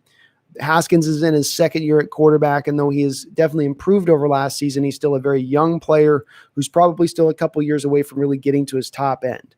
So if you're going to tell me that Washington's looking at this current year and they're saying, we're going to get to the Super Bowl this year, much less have a chance to win it, I don't think you're doing a very good job as a front office member as the Washington Redskins, Washington football team to do that. And if you're doing that at the expense of being able to bring on a 4th round pick, which could be vital compensation in order to help you continue to build this young team up around Haskins, specifically improve that offensive line, which desperately does need some help, I think that's what I would go back to. The Niners were a much more complete team last year when they went to the Super Bowl than what the 49ers are currently with their roster. Much more complete. Jared Z says, I don't really understand all the panic. The defense is just getting started and will only get better. We have too many playmakers on the defense to not get better. The panic comes in from this standpoint, Jared. It's not just based on these 2 games as far as the defensive play goes. There's a lot of aspects to what we're seeing defensively to what we had seen last year. And as great as it is to bring on Jamal Adams and as big a boon as he is to that secondary, you cannot discount the other aspect of this is that you lost Jadeveon Clowney, Al Woods, and Quentin Jefferson to the Buffalo Bills on a free agent contract. Now, while Al Woods and Quentin Jefferson weren't world beaters or are awesome, they were pretty valuable players to that defensive line last year. And Clowney was your most valuable player to that defensive line last year. With all that said, Jared, by every metric last year, you were one of the worst, if not the worst defense in the NFL. Sacks, pressure, run, explosive plays, yards per attempt. Go down the list. I think the only stat you had to hang your hat on was turnovers. So when you get into this year now, and you're seeing again, offenses move the ball up and down the field on you without you being able to stop them, it's more being characterized as more of the same. And in understanding you lost some last year, so we could see more of a dip than what we had last year. And that's saying something. So it's not panic as much as it's, we've got enough data to go off of here to make an assessment of the situation. We don't need more data. We got enough. It's again, I go back to it often, and I know it's not Einstein who said it, but the definition of insanity, Jared, is doing the same thing over and over again as it fails and continuing to do it. And that's what they've kind of done here a little bit. And if not, they've done certain things to adjust, but it's desperation adjustments. Blitzing in the top third of the league right now, it's a desperation thing. That's not in Carroll's DNA, and that's not in Norton's DNA.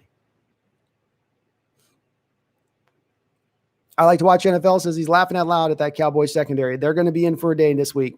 They're going to have their hands full. The only thing that they can thank their lucky stars is if we don't have Josh Gordon coming back this week. Because if that happened, it was going to get a little messy.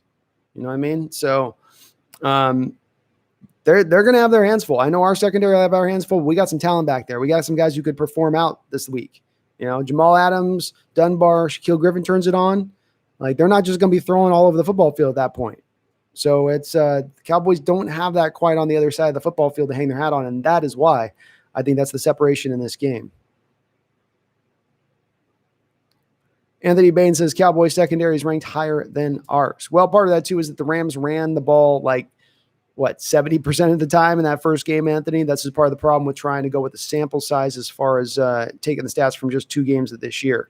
Right now, though, also, we got to keep in mind, Anthony, they lost the Cheeto guy, and that his name is Cheeto. That's their best secondary player out there. They lost him. They already lost this last offseason. Anthony lost Byron Jones to free agency. It looks like Trayvon Diggs, their high-drafted rookie cornerback, is going to be maybe out in this game, if not really hobbled. So it's just they've lost a lot of bodies, and on a defense that are already in the secondary is not performing that great. Michael Simon says, whatever happened to Matt Flynn? His career went and died. He got himself his check, though, man. $25 million. That's all you can ask for, I think. He wrote a 1 game of 5 touchdown game to a $20 million contract. I can't hate the guy. Dustin Elrod, Seahawks Bourbon says, Chiefs at the Rams pick. I'm going with the Rams. The Rams are in a place where it's a little bit of where I would not want to be my team necessarily. They're playing, it feels like a little bit of what their top end this year is going to be. And you don't want to peak too early. And I feel like the Rams are going to peak a little bit too early this year. So I'm going to go with the Rams winning this game against the Chiefs. And we'll see if they can stay healthy throughout the year. They're a little bit of an older team in positions, Dustin, but I think that they're really in that mode right now. They seem like they're really going for it.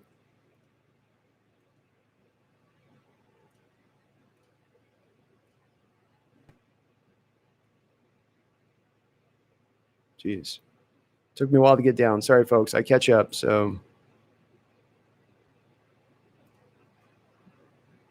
all right, here we go. Dustin, watch yeah, Fitzpatrick. The only thing we can, it would be nice, Dustin, maybe Fitzpatrick would go to the bench and we can get the rookie in there. I don't like the thought of playing him, but his fire always burns out. He doesn't last for too long. So, and they're, we'll see. We can't lose to the Dolphins. Random McDaniel says, for some reason, I think Ugo is similar to Diggs, similar in size. College positions are similar. Oh, yeah. Sorry, I was thinking Trayvon Diggs because I was just talking about it, Randall. Yeah, they are absolutely very much the same.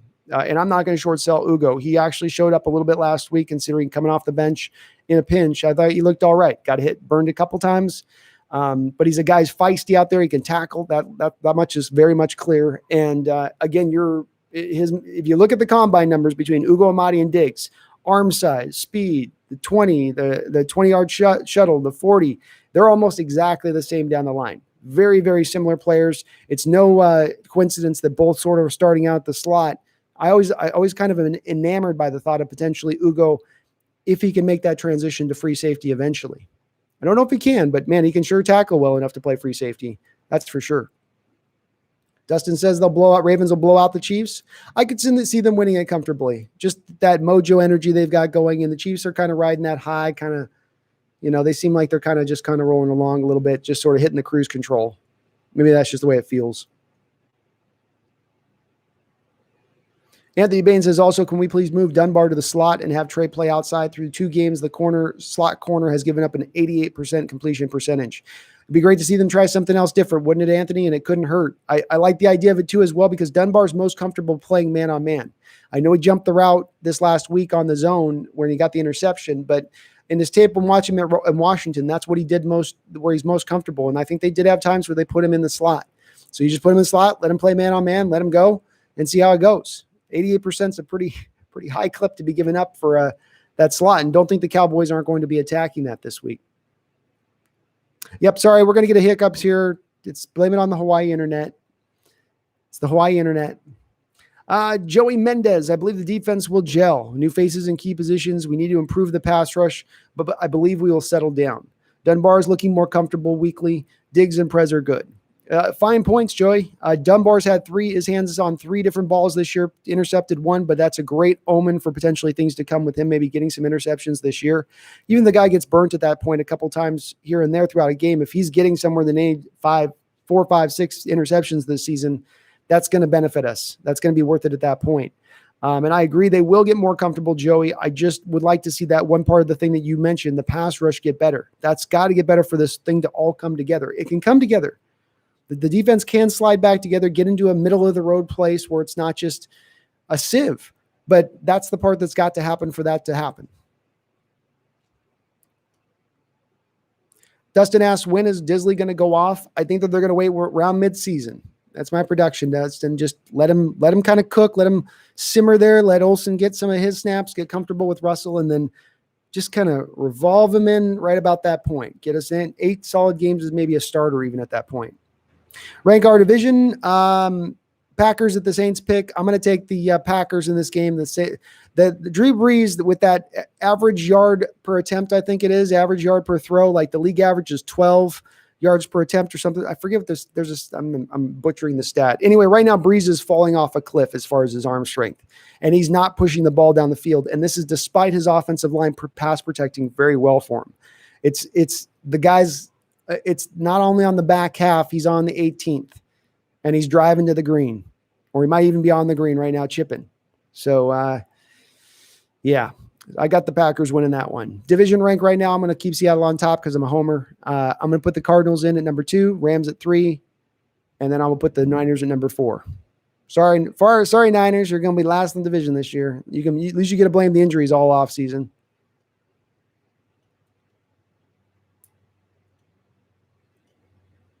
Iridescence has got Seattle 38-24. You guys are confident in this game. You thinking we're going to shut this Dallas offense on, huh? Okay. I mean, you pull them to 24 points. That's, I will say this to your guys' point on that, though. When I went and go look at the schedule last year of the Cowboys as well, with some of these prolific numbers that offense is putting up, and look at the competition they're playing. Really feasted last year on the Washington football teams and the New York Giants, and a little bit of a weaker schedule. They haven't really had to play much defensively over the course of the last year plus. D-Boy says, it seems to me that Tyler has took the back seat to DK. Do you see that becoming a problem, or do you think Tyler will be okay with it and just play his part? I think it's actually, to my eyes, D-Boy been pretty balanced. Russell's, in fact, not just concentrating on one guy. I mean, this is borne out, I think, in DK only having 4 or 5 catches. I know he's getting probably more like the 8 or 9 targets here or there, but week 1, Tyler had a bunch of targets in that week. Didn't he have like 7 or 8 catches? So, no, I think Tyler knows, I think, where his role is on this team. He knows he's going to get his 7, 8 catches a game, 70, 90 yards, sometimes crack 100 here and there when there's a few more to be had, still a deep threat. But, no, I think they've been very balanced in how they've dispensed the ball. Russell's moving it around. Dustin says, our general manager needs to draft Hall of Fame players in the draft. I solved the problem now. Yes, you did. Cordell Carter says, for some reason, I think our defense will play well. I'm getting a general feeling of that. I feel like that to a degree, Cordell, to somewhat. The thing is I'm a data guy, man. I'm operating off the data, and the data is telling me that we don't have that pass rush to stop this offense, and this offense is already putting up good numbers week in and week out against even average defenses. With that said, I do have that like just warm and fuzzy feeling like maybe something good could happen here. Dustin Elred says Zeke will run for $160 and eat us up. I don't see any proof of that, Dustin. We've stopped the run really well so far this year. I don't see any reason why we wouldn't stop the run well this week. It's not like Dallas has got that same old offensive line they're trotting out there. Travis Frederick, retired. Tyron Smith, older, not the player he once was, and he's struggling with an injury right now. Lyle Collins, their starting right tackle, IR, done for the year. They're running light right now. They're running light. Maxwell Stearns, do you think we sign Snacks? I think we really need him. I do think we're going to sign Snacks, Maxwell. 100% I think we sign Snacks. Anthony Bain, Cooper is going to roast the outside corners just like he did against us in the playoffs. Separation, King, and then add CD, who will abuse our slot corners. This ain't good. Yeah, I think it's going to be a little bit of a tough day for our cornerbacks this week, Anthony. I don't disagree with you. So I don't disagree with you, man. This is why I think it's going to be a 41-38 game. They're going to score some points. D-Nugget says nobody will top TB12. They bounced back last week, man. After that first week, everybody was willing to put him 8 feet deep under the ground. But it looks like Tom might have maybe one more little trick in that bag left. Dustin Elron says 4 rings is less than 6. Brady is on top. Well, this will come down to Dustin about when we get to the argument. We're speaking in La La Land here, so we'll go in La La Land. If Russell wins 4 rings, in addition, and you got to think through those 4 rings, he's being mightily productive and putting up stats, just continuing through the roof during that time. The question's going to come into play at that point in time. Well, yeah, okay, Tom did get those rings, but Tom had Bill Belichick there. Was it in this situation? A lot of people are probably going to get a lot of credit to Russell at that point as being the guy really who drove those rings. And maybe that's where us Seahawks fans will be able to have a little bit of a foothold of an argument at that point. Sure would love to be the one saying it to a Patriot at some point. I really would. My brother says Russell needs 3 MVPs or Super Bowl MVPs to get into the GOAT argument. I think to me, it's less about the Super Bowl MVPs. It's in that, Rob. It's if he ends up with 4 Super Bowl victories in his career, I think he's pushing. I think he probably needs 1 more to really legitimately push into Tom's realm at that point. Get 5, have gone to 6. But I'm a homer, guys. I own it. I don't think MVPs will do it either. I think it's got to be championships. Maxwell Stern says, if we did not draft Jordan Brooks in the first round, what round would he have been drafted in? Jordan probably would have gone in the second round, probably mid to late second round, in my opinion. About, if not maybe even lower.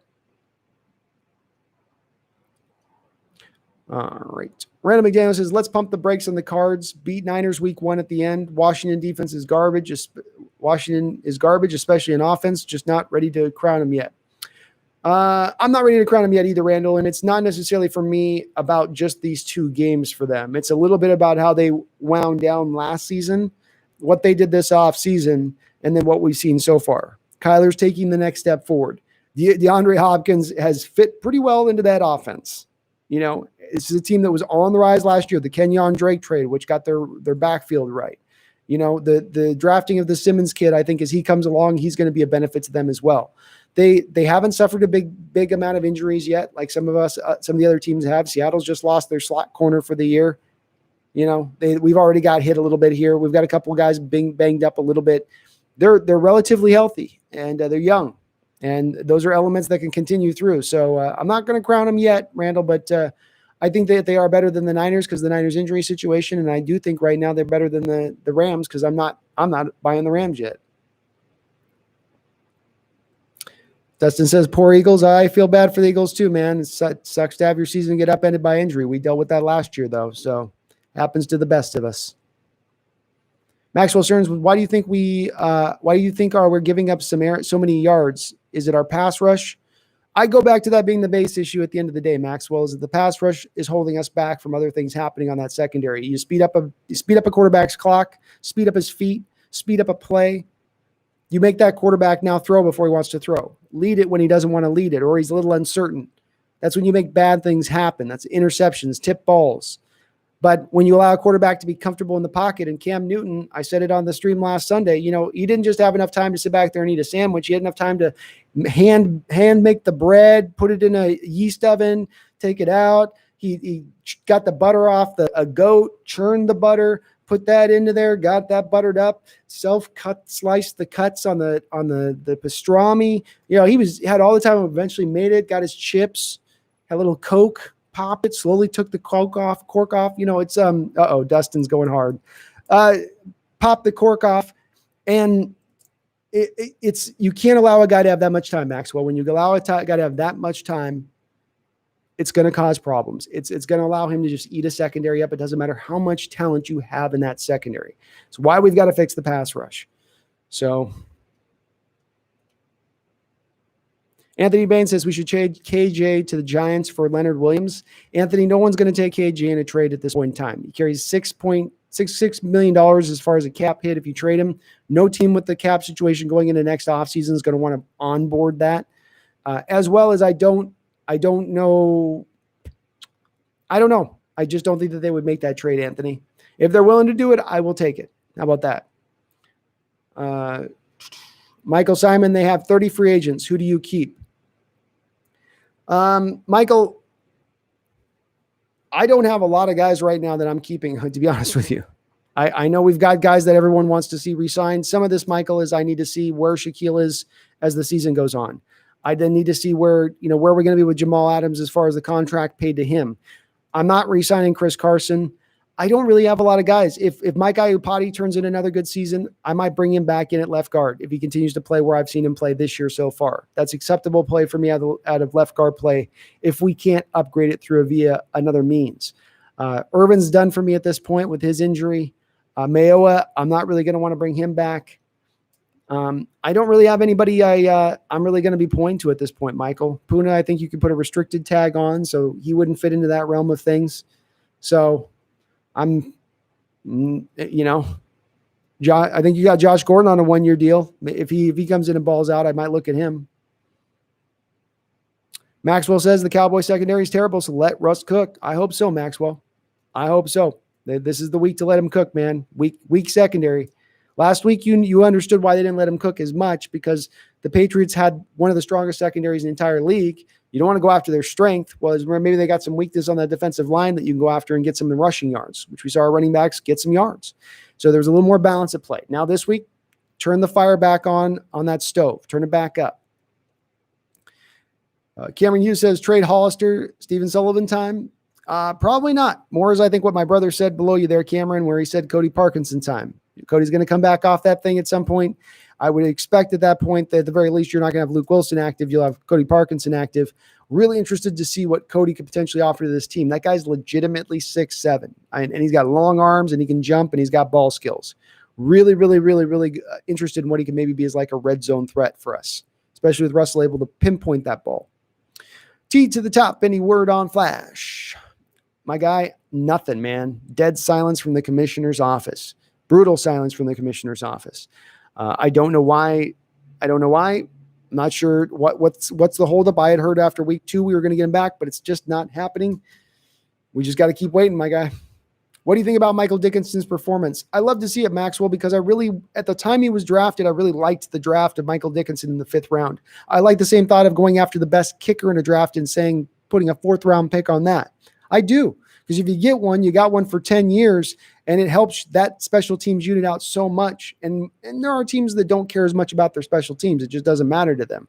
On this team that plays in tight football games, the special teams unit is vitally important. It was certainly when we were going to Super Bowls, and it can be again if Michael Dickinson's punting like this. This is more like what his rookie year was, where he's just this fantastic all-around punter. He can boom it at distance with height, which is the hard thing for punters, because when they boom it, they tend to just hit it on a line. He can get the height with it, and he's got the inside the 20 control, which usually you get the one or the other with a punter. They can boom it, but they can't hit it in the 20, but this guy has both to his game. He's just got to remain consistent with it. Michael Simon says, what is Adams going to want? Michael, Adams is going to want $20 million a year by the time it probably comes up. Seattle's going to settle on probably paying him somewhere in the realm of $17 to $18 million per year. This is why it doesn't make much of a difference at this point in signing him now versus signing him in the offseason. You have him currently on a 1-year, $3.6 million deal that he agreed to sign, unless he takes some massive discount to sign a deal now, as opposed to waiting, which I don't think he will. That's going to be the cost. Randall McDaniel, Eagles screwed up by drafting a WSU guy in round 1. We got some Washington State guys in here, man. Maybe that's why is that why Dustin got nailed? Hey, Dillard was great in college. I don't think he gave up one pressure in his final year at college. Looked like a guy who could pass protect, good feet. I still like his upside, just injury bug bit him. Randall McDaniel says Cincinnati never trades players. That's right. They just don't do it, man. Their front office is just tough to deal with. They're just tough. They're known league-wide for being that way. Cameron says, yes, sir, of Hall of Fame. Jonathan Salazar. What is up, Jonathan Salazar? I always got to say your last name like that. If that was my last name, that's how I'd say it. So, what's your name? My name is Brandon. Brandon what? Salazar. I like the name. How you doing, man? Fergal. How you doing, Fergal? Greetings from Ireland. How's we doing from Ireland today? Up for the top of the morning to you. I hope it's sunny and not wet and raining. That was probably awful, Fergal. I'm sorry. Dan, how you doing, Dan? DL needs to be fixed if we want a chance at a run. Dan, I don't disagree with you. My 3 points of fixing at this point begin with A, sign Snacks Harrison. B, sign Clay Matthews. And then C, go out and make a trade for another pass rusher. You can fit all of those under the salary cap if you're willing to go do it. The front office just has to have a willingness to go do it, as you said, Dan, if they want to get to the Super Bowl. So, yeah, I should hear, my brother. Our old kinfolk are in the chat. They're in the chat. I love to hear it, Fergal. I love to hear it. I'm eventually going to do a Hawks Nest United Kingdom, maybe Ireland tour. I always wanted to go back to the old country and check it out. So maybe we'll do a meetup up there. User Hitstick, your hard work does not go unnoticed. Thank you for the great videos and streams. I appreciate it, User Hitstick. You guys make this well worth it. I love interacting with you guys and getting on here and talking shop, and you guys make it a lot of fun. So I love it. This is my favorite thing to do right now in the world. So I'm having a ball. Cameron Hughes, what do you think about my best Seahawks from every decade video? I have not had a chance to see it yet, Cameron. I'm so sorry. It's just I will get to watching it though. I promise. I'm starting the new job up right now, and that's taken 24/7. I got a call here while I'm on my stream, so it's just taken 24/7 up here, unfortunately. Randall McDaniel says I drank with Sean Locklear one night at Brick in Roslyn. Wow. That is, oh my God, that's a small town too. After a few hours, I asked him if we could recreate that holding penalty he had in the Super Bowl that was horseshit versus Joey Porter. Cool dude. That's awesome. That's so awesome. You got him to reenact it. It was BS. And one of those plays that was part of why I do come back to feeling like that game. I don't care what anybody else ever tells me. I will end up on my deathbed screaming and shouting, it was fixed. It was fixed, I tell you. 2005 Super Bowl fixed.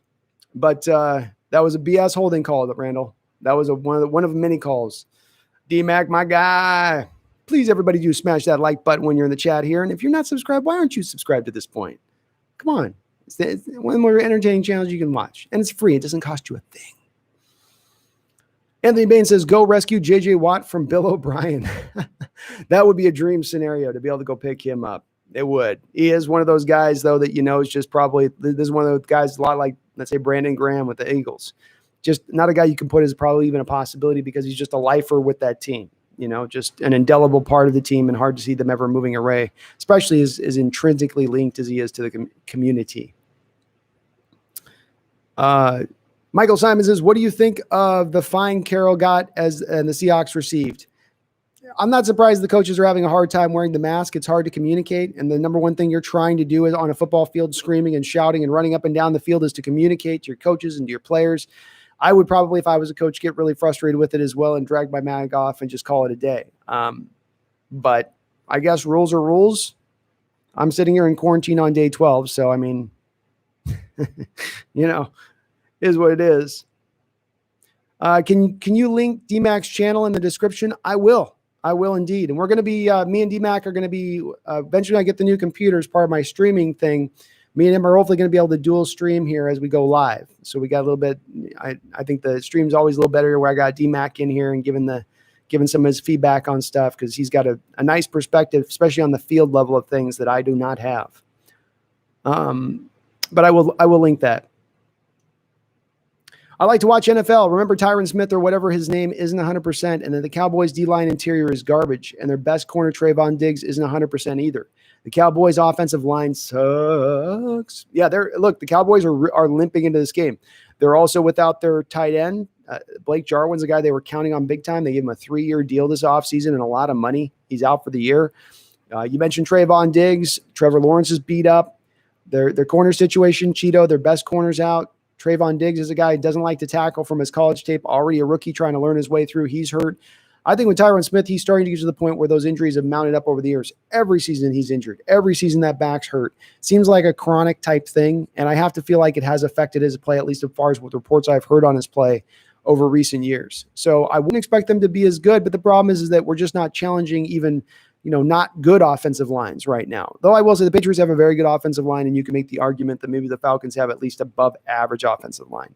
So we're going against a worse offensive line this week. Maybe that bears out to some more sacks. So solid point.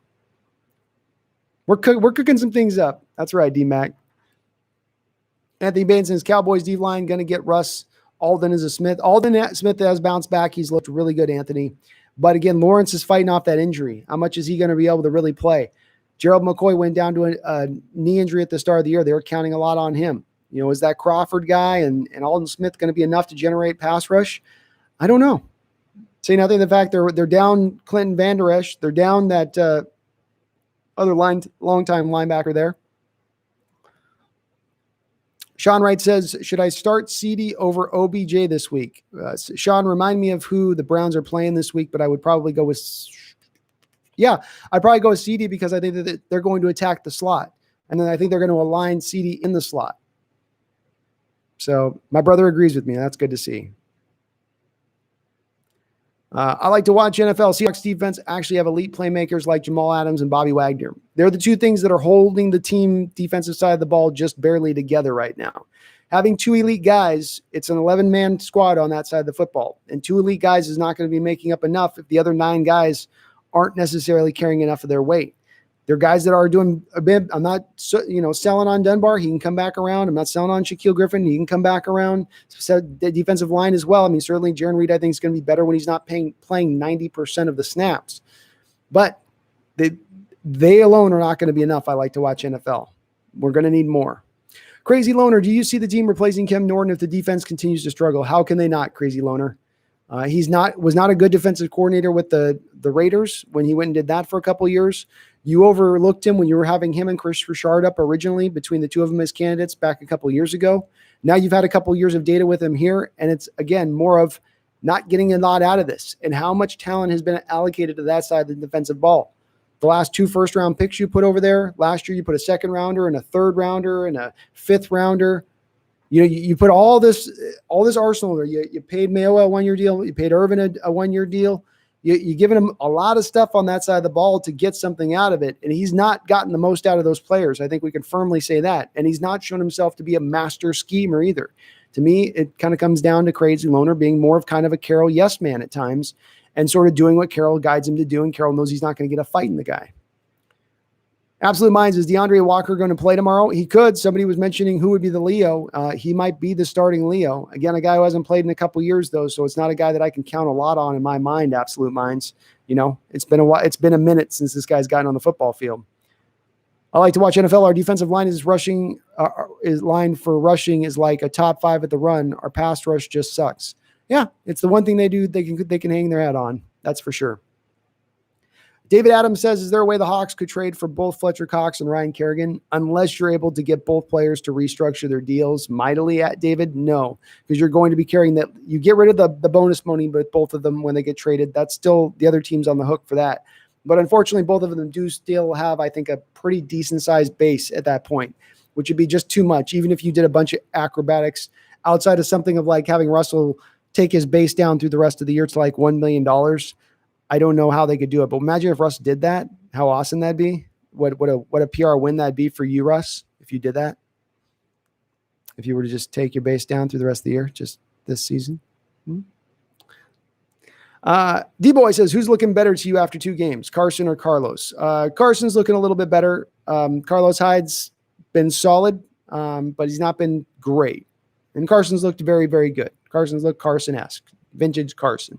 So, but Carlos is what I expected. Carlos, I think, is an upgrade as far as those runs you want them to run, the up the middle and just bang it up off guard, off center, just right up the middle. Like he can do that just like Carson can. It's not as much Rashad Penny's game, but I like him. He's good depth to have, and he's solid.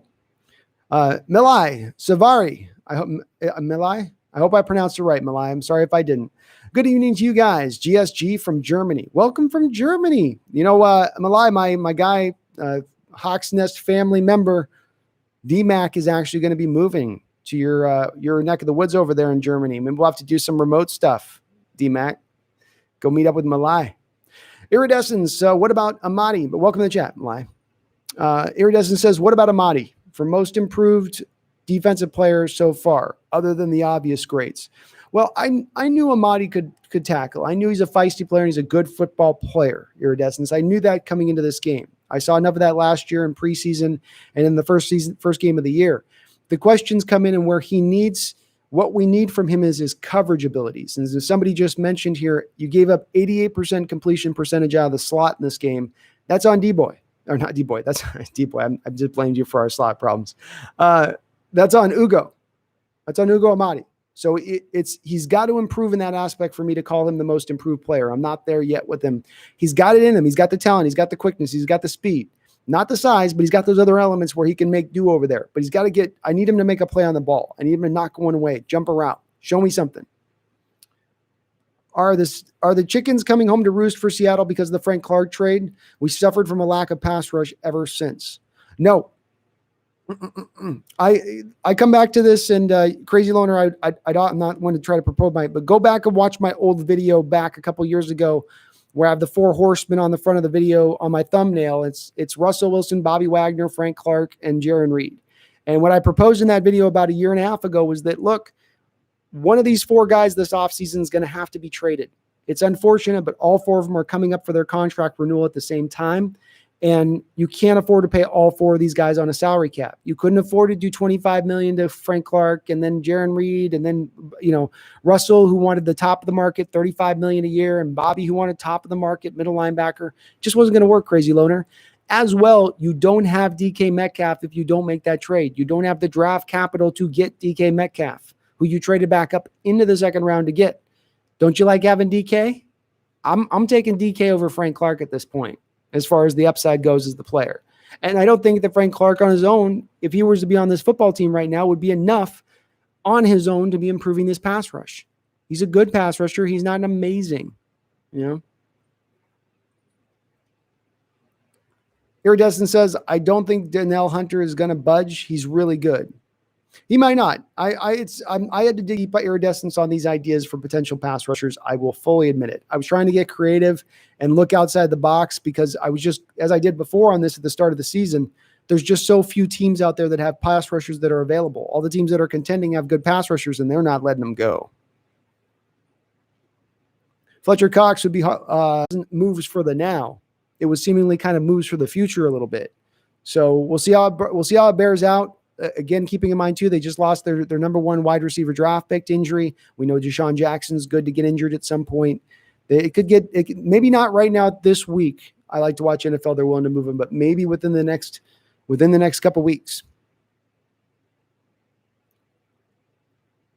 Iridescent says, in terms of trades, Vikings going to throw everything to keep Danielle Hunter. Here it says Iridescence. Maybe. Iridescence, maybe. I think the issue here with them right now is they just signed into a contract extension a couple years ago. So this is a lot like our deals where we don't want to negotiate with you onto a new contract until you're the last year of your deal. Danielle wants to negotiate now, and I think the Vikings are a little bit not super happy by that thought process. As well as the Vikings have to look at their situation realistically speaking. The offensive line's not great. Outside of Adam Thielen and the kid they drafted out of LSU, your receiving core is not great. Your tight end position's all right, and the defense is getting older. You lost Everson Griffin. You lost Xavier Rhodes. You lost a lot of your secondary. You got 2 rookies out there at cornerback. Harrison Smith's getting older. Anthony Barr just went down to a torn pec through the end of the year. Do they look at their situation and go, look, we've got to start looking towards the future. We're nowhere near right now where the Packers are as far as our talent level wise.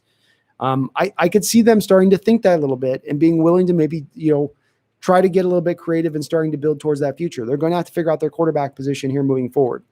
It certainly doesn't look like Cousins is going to be the long-term answer there. MSR Rook says, why were we so bad at home in 2019? Part of the problem for me comes in there's 2 issues here, I think, MSR. Number 1, strength of schedule. I think we played really, really tough teams at home last year, especially within our own division. You didn't have a lot of cupcakes coming through.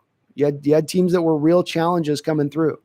And the other side of this, I would say, Rook, and it's not as bad as we see right now where there's no crowd. They certainly are still having an effect on games, but the crowds have gotten a lot more relaxed. It's sort of like the Super Bowl win in 2013 sort of chilled everybody out, and they lost a little bit of their fire in those sections around CenturyLink.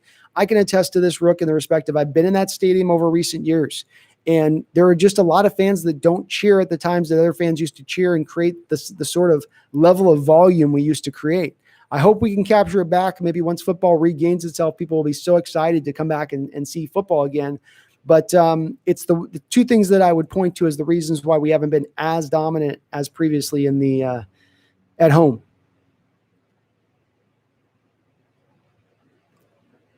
Jose Rodriguez says Russ better change his cadence at the line. He keeps using the same thing, and teams are going to pick up upon it, especially with no fans. Yeah, he's been better in recent years at sometimes getting the extra HUD in there, and he's sometimes setting stuff up, Jose, where you're going to create a couple plays of a rhythm to get to the play where you really need it. The smart quarterbacks utilize the cadence where they try to draw guys off sides. The really, really smart quarterbacks set the guys up for the plays where they really want to do it on, for the play where they're going to have the money shot down the field that they can hit on a free play. I'd like to maybe think that Russell's doing it from that standpoint. But again, I'd offer I probably haven't paid as close attention to it, Jose. Random McDaniel says, where's Olivier Vernon? He took a discounted deal to remain with the Browns. The guy's not been as productive since his years back with, I think it was the Dolphins. Just hasn't been the same player necessarily. So I'm not in on him as much. He's like the same guy that's the other pass rusher with the Eagles. I'm forgetting the name on that. They're guys I don't know you're going to get a lot from really above what you have right now. Michael Simon, if teams are out of it, will they follow COVID protocols? Yeah, they will, because there's money at stake here. And people know they've got to stick and toe to the lines. I would think. So we'll see if it gets weird, but I would think.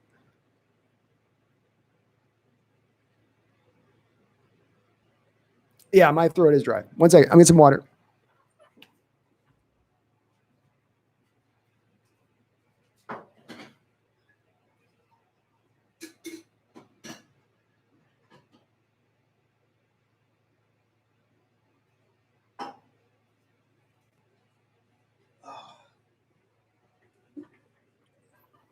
Oh, I'll tell you guys, it's hot here.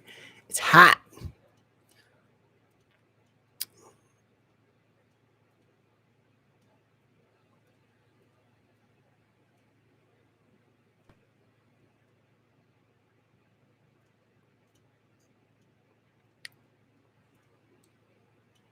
Oh, goodness.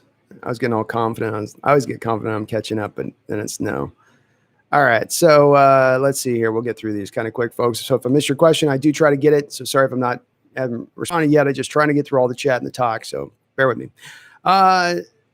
D-Boy says, the Hawks Nest, did you see that Jamal Adams said if Diggs got kicked out of a game, he was going to be friends anymore? Jamal says Diggs left him hanging. Yeah, he was just having some fun. They're good friends going back to Diggs giving a campus visit to him back at Texas. So he was just having fun. He wasn't being serious. Wani Pascal, how you doing, Wani? Welcome on in the chat. Maxwell Stern, do you think Diggs deserved to be ejected? No, I do not think he deserved to be ejected. Yes, I understand it was a helmet-to-helmet hit, and I'm okay with a 15-yard penalty. But if you're going to eject a guy, it's got to be pretty. It's got to be pretty bad. It's got to be pretty bad. And I don't think that one was. Especially the key to me is that they're hitting face masks. If a guy's going to be targeting, he's going to go down with the crown of his helmet. He's not going to collide with the guy with his face, because that's how you hurt your neck. So no, I don't think it was on purpose. Moore has to be pissed that he took that pay cut, and now he's playing the best ball of his career. Maybe that motivated him. I think it's going to help him. If anything, what it's going to help him do, Randall, is get paid long term. Because if he got cut, it was no guarantee there was another team out there that was going to pick him up this year. Not necessarily a guarantee. Maybe somebody would have picked him up, but what he's going to have the same chance to shine that he's going to maybe have here, as he's still getting a chance to shine even in his moments now. So he's probably potentially going to make himself some money at some point. I'm not expecting him to get a lot of money, but 3-year, $12 million deal or something like that. Some team ends up throwing him after the season. Maybe. I could see a team like the Patriots that need somebody explosive on the outside. I mean, the guy's got legitimate speed. You could look at him as a deep threat and a bubble guy. That's got to have some value as we go forward.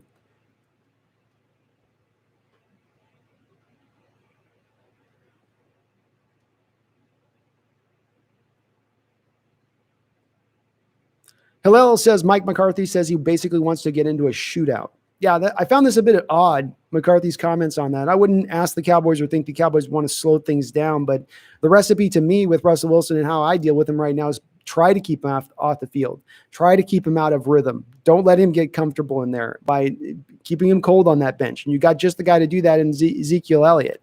Now, maybe McCarthy just looks at it and says, we're not going to, just like we did this week, we didn't throw into the Patriots their strength. We ran the ball. He looks at it in the opposite end and says, look, their weakness is their secondary. They can't rush the passer. We're going to attack that first and foremost. But a little bit of an oddity. And part of the reason why sometimes with Mike McCarthy, I'm a little bit cold on that guy. I don't understand why he gets as much bump as he does sometimes. He's not loved nationally, but just I don't buy into it as much on him. Michael Simon says, do you franchise tag next year? Michael, I don't know if they'd be willing to do it. I'd be willing to do it, and that I would franchise tag Shaquille Griffin based upon what I see from him this year. I would not give him a contract extension. I'd use the tag specifically for him. I'd let Chris Carson walk, and I'd probably call it a day on that. But I'd certainly do it for Shaquille. I'd say, look, you got to show me. You're still not showing me enough, But they don't like to use the franchise tag, Michael. They've really rarely over this tenure of this front office used the franchise tag. They don't like doing it. So I would probably, if I was really a betting man, tell you that they're just not going to use it on anybody.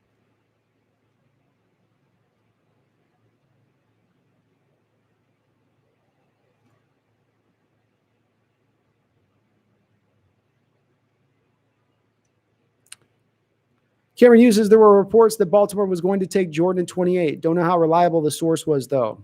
I don't know either. It's possible. Look, they took Queen. Queen's not as talented as a guy as Jordan, I'll say that. He is more of a coverage guy back there, but they love to blitz as much as they did Cameron, so there may be some factualness to that. The Ravens blitz more than any team in the NFL. Jordan Brooks was the best blitzing linebacker basically in the entire college football last year. That would mesh together. They went for really an opposite player, though, in Queen, who's more of the coverage guy. So that is odd that they reversed course on that one.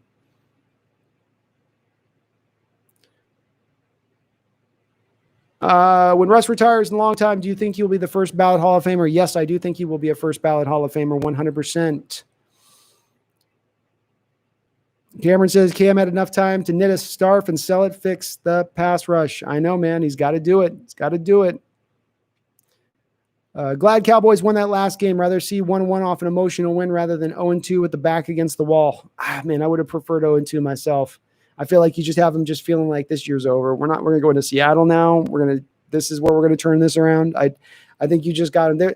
They're one of those teams that just doesn't seem mentally strong to me. And if you get them, you start to break them down a little bit. They're looking for a reason to break. It's a little bit like Amari Cooper. It's like when things are going good, he's rolling good, but you get him up against the wall a little bit and frustrated, and he's just going to sell on you.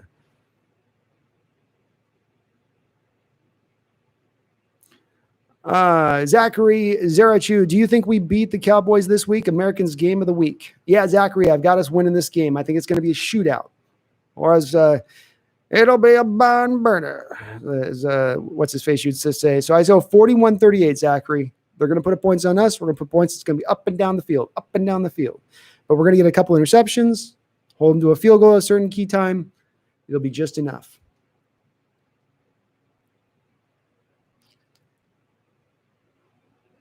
Nas, yeah, we got Dustin sometimes likes to mix it up with the mods. So sometimes the mods get tired of mixing it up with him. So I let that just situation play out as it will, because I'm just here to talk football and I'm not in on the drama. That's why I got mods.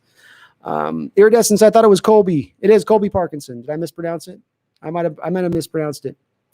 D Nugget, how is the COVID kitty like in Hawaii? Well, as you can see up over my shoulder, she's liking it pretty well. You know what I mean? She's digging it all right now. You know what I'm saying? Look at her. She's riding high. So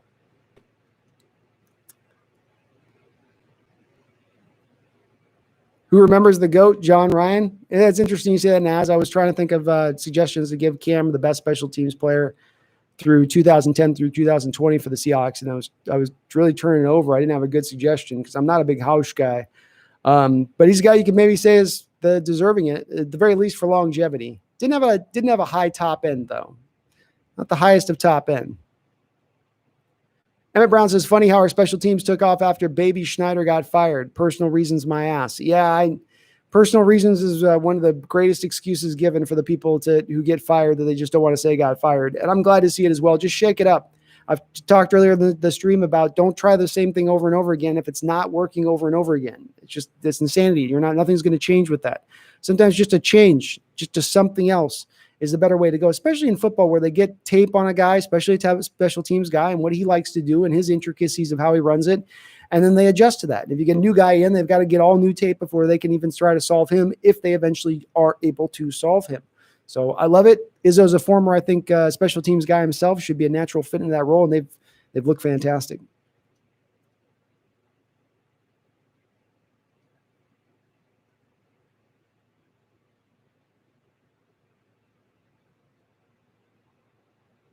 Evergreen says, think DK could rush the passer. Well, with what he did to Gilmore, as physical as he was last week, maybe so. Emmett Brown, you still gaming with Clowney? Try gaming with Flash to get more insider info. We'd appreciate it. I will try to get on with the Josh Gordon train of things. I don't think Clowney's been on very much. Now that it's in season, he's been on playing. I think he's playing the real game right now. So maybe he's still on my friends list. I'll play with him here when he gets on at some point. So for sure. Part of it too was that I suck so much at Call of Duty and don't play very much on video games, and he was really good with his boys. I was kind of holding them back when I got in there. So you haven't lived until a big monster dude on the other end's telling you to get with where are you at? Enrique Mendez, Seattle made a mistake by trading away Frank Clark. All right, Enrique, I am open to you being right on this, though I do disagree with you because of the reasons I just gave, where you had 4 guys coming up for contract. Jaron Reed was coming off a 10.5 sack year. Looked like he could be one of the next up-and-coming defensive tackles in this league. You're paying Russ. You're paying Russell. You got to get rid of one of them at that point. You can't pay all of them at the same time. You couldn't have done it with where your salary cap situation was because you were still carrying dead money at the end of the Legion of Boom era. So you had to make a decision there. Okay, you had to do something. One of those guys had to go, and Frank was the most likely because he was the guy who could provide you back the most value in return. And the topper for me on this one, Enrique, is if you say we made a mistake by trading in Frank Clark, then you're also saying you don't want to have DK Metcalf on the team because you don't get to have that cake and eat it too. If Frank Clark's back, then there's no DK, folks, because you needed the draft capital you got back from Frank Clark to make the trade to bring up and get DK.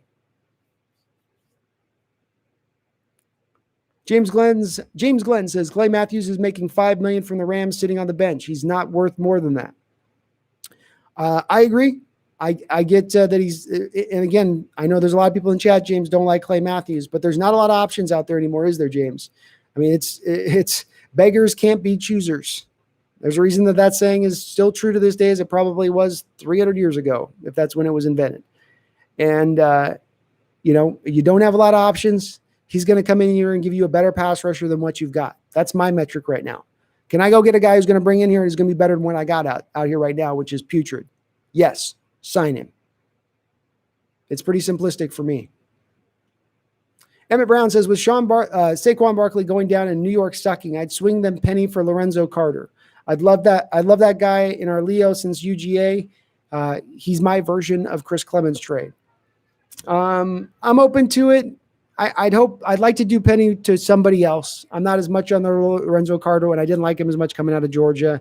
Now he's a really, really toolsy guy, so he is that. But I'm just not as. I'd like something else other than that, Emmett. I like the ingenuity, I like the creativeness in that trade, but I just want something a little bit more, a little more meat on that bone.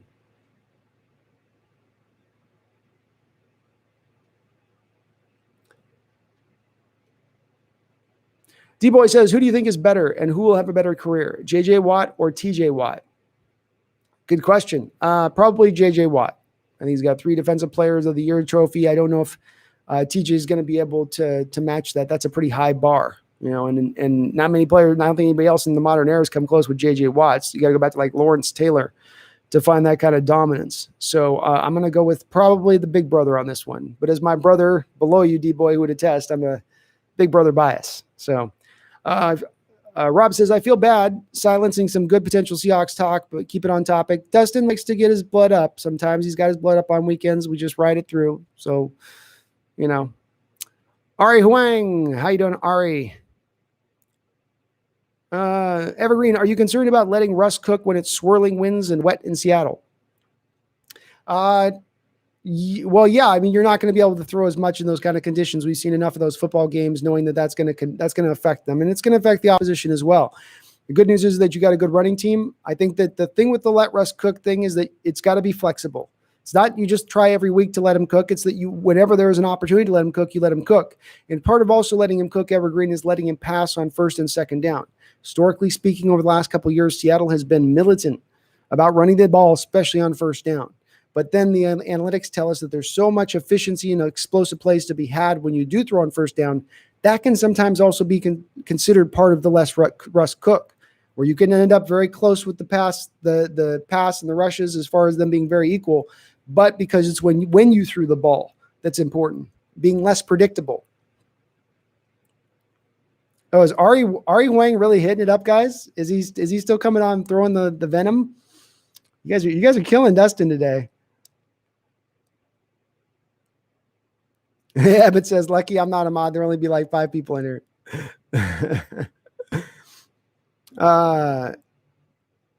Anthony Bain says, what about Olivier Vernon or Trey Flowers? Olivier Vernon, as I just spoke about her a little earlier there, Anthony, I think he's kind of done. I think he's done. I don't know that he gives you a lot. It's been a couple years since he was a real productive pass rusher. Trey Flowers is a guy who probably fits best in a 3-4 type defense where you can move him around as a puzzle piece a little bit, stand him up, have his hand in the dirt at times. I don't know if he's be as much a fit here, and he's making a lot of money. So I don't know if I'd be as big on Trey Flowers. The Hawks Nest, can you tell us 1 through 4 in our division and their record? I don't know what it is off the top of my head. I think you're saying ending division record. I'll go with ending division record. Seahawks 12-4, Cardinals 11-5, Rams 10-6, and the 49ers I will go at 7-9. Emmett Brown says maybe Russ could get a deal like Tom Brady, get the Hawks to buy a lot of good man brand merchandise like New England did with TB12 goods. Then I'm sure Russ would take a cap-friendly deal too. It's been part of my contention as well. It's in addition to there's a lot of local merchandising, Alaskan Airlines, I think Microsoft. Russ has been really connected into the local scene as far as getting a lot of money from local endorsements. I've often wondered, not to say I'm into circumventing the cap, but why you wouldn't just necessarily say, hey, Microsoft, Paul used to, we got this thing connection. Why don't we get a nice deal between you and the team, and that deal kind of goes back over to Russell. I'm not saying cheat, I'm not saying that, but just, do things other teams have done, as you pointed out, Emmett, just doing what other teams are doing, leveling the playing field. I'd like to see him do that, Emmett. It's eventually one of the things that I've laid the gamut down here for Russell Wilson. Patrick Mahomes has done it actually. He took less money in his deal. That 10-year, $500 million deal, he took less money. Make no two bones about it. Russell has a keen opportunity now here on this next contract, or around this next opportunity on this contract time. Take a little bit less this time. Allow us to fill the roster out a little bit more. Don't go for the top of the market on every new deal every 4 years. It's hard to build a team around that way. Not just this team. It's shown that league-wise when you pay quarterbacks. As D-Boy said, please do everyone hit that like button if you haven't smashed it already. Helps this channel grow. And do subscribe if you're not already subscribed. Emmett Brown, why do you act like we couldn't have drafted DK in round 1? We could have had Russ, Frank, and DK. Wouldn't you have rather had that than Bobby and Reed and Collier? Well, Emmett, this is a little bit about, I guess this is where we maybe differ on as far as understanding. Look, if the front office understood the talent that they had in DK Metcalf, they wouldn't have been picking him at the very last pick in the second round and waited to that point. They grabbed him at that point because they said, oh man, the guy's got so much talent, I guess we'll have to draft him here. I do not think that there was any point that they would have drafted DK with that first round pick there. I don't think that's where they had his value. I think if it wasn't LJ Collier that they picked, that they would have gone to, they were going to go with, okay, so let's backtrack this a little bit further, Emmett. You move Frank Clark. You don't have another pass rusher there, right? So part of what drove Seattle to pick up LJ Collier when they did, despite the fact that 16 defensive linemen and pass rushers had been taken in the first round prior to the LJ Collier pick, was you were in desperation of needing to get that guy. So you had to go get another pass rusher with that first round pick. The front office was by hook or crook going to come away with a defensive end with that first round pick. We know they probably wanted Montez Sweat or Rashawn Gary. They were a little surprised by how many defensive linemen were taken off the board at that point, but they were going to go with one way or another. So DK was never an option with that first round pick. He was never an option. They were hammered. They were locked in on getting a defensive end with that pick one way or another. And they had to. It was a position of true need. Not to mention they passed on DK again with the Marquise Blair in the second round. Anthony Bain says the answer to pass rush issue is Bill O'Brien and Jay Watt. Just go in and fleece Bill O'Brien, throw him a fourth rounder.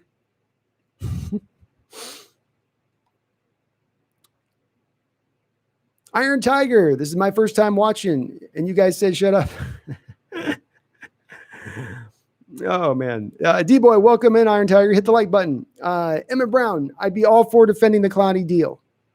Schneider had a track record worth defending, especially after this garbage offseason.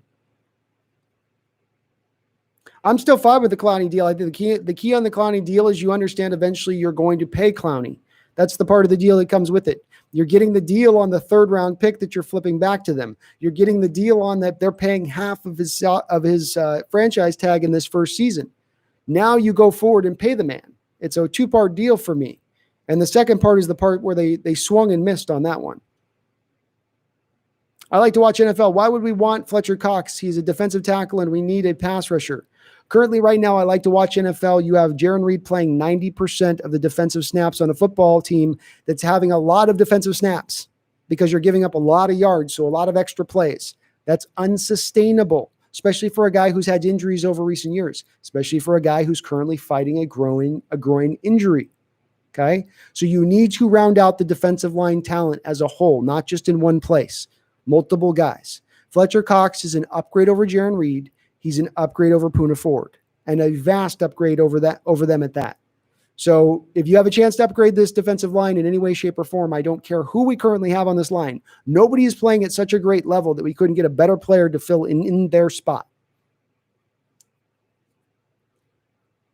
Cox is a line wrecker. Yeah, that's it. Iron Tiger, I do respond to all questions as I can. So feel free to ask as you will, and I will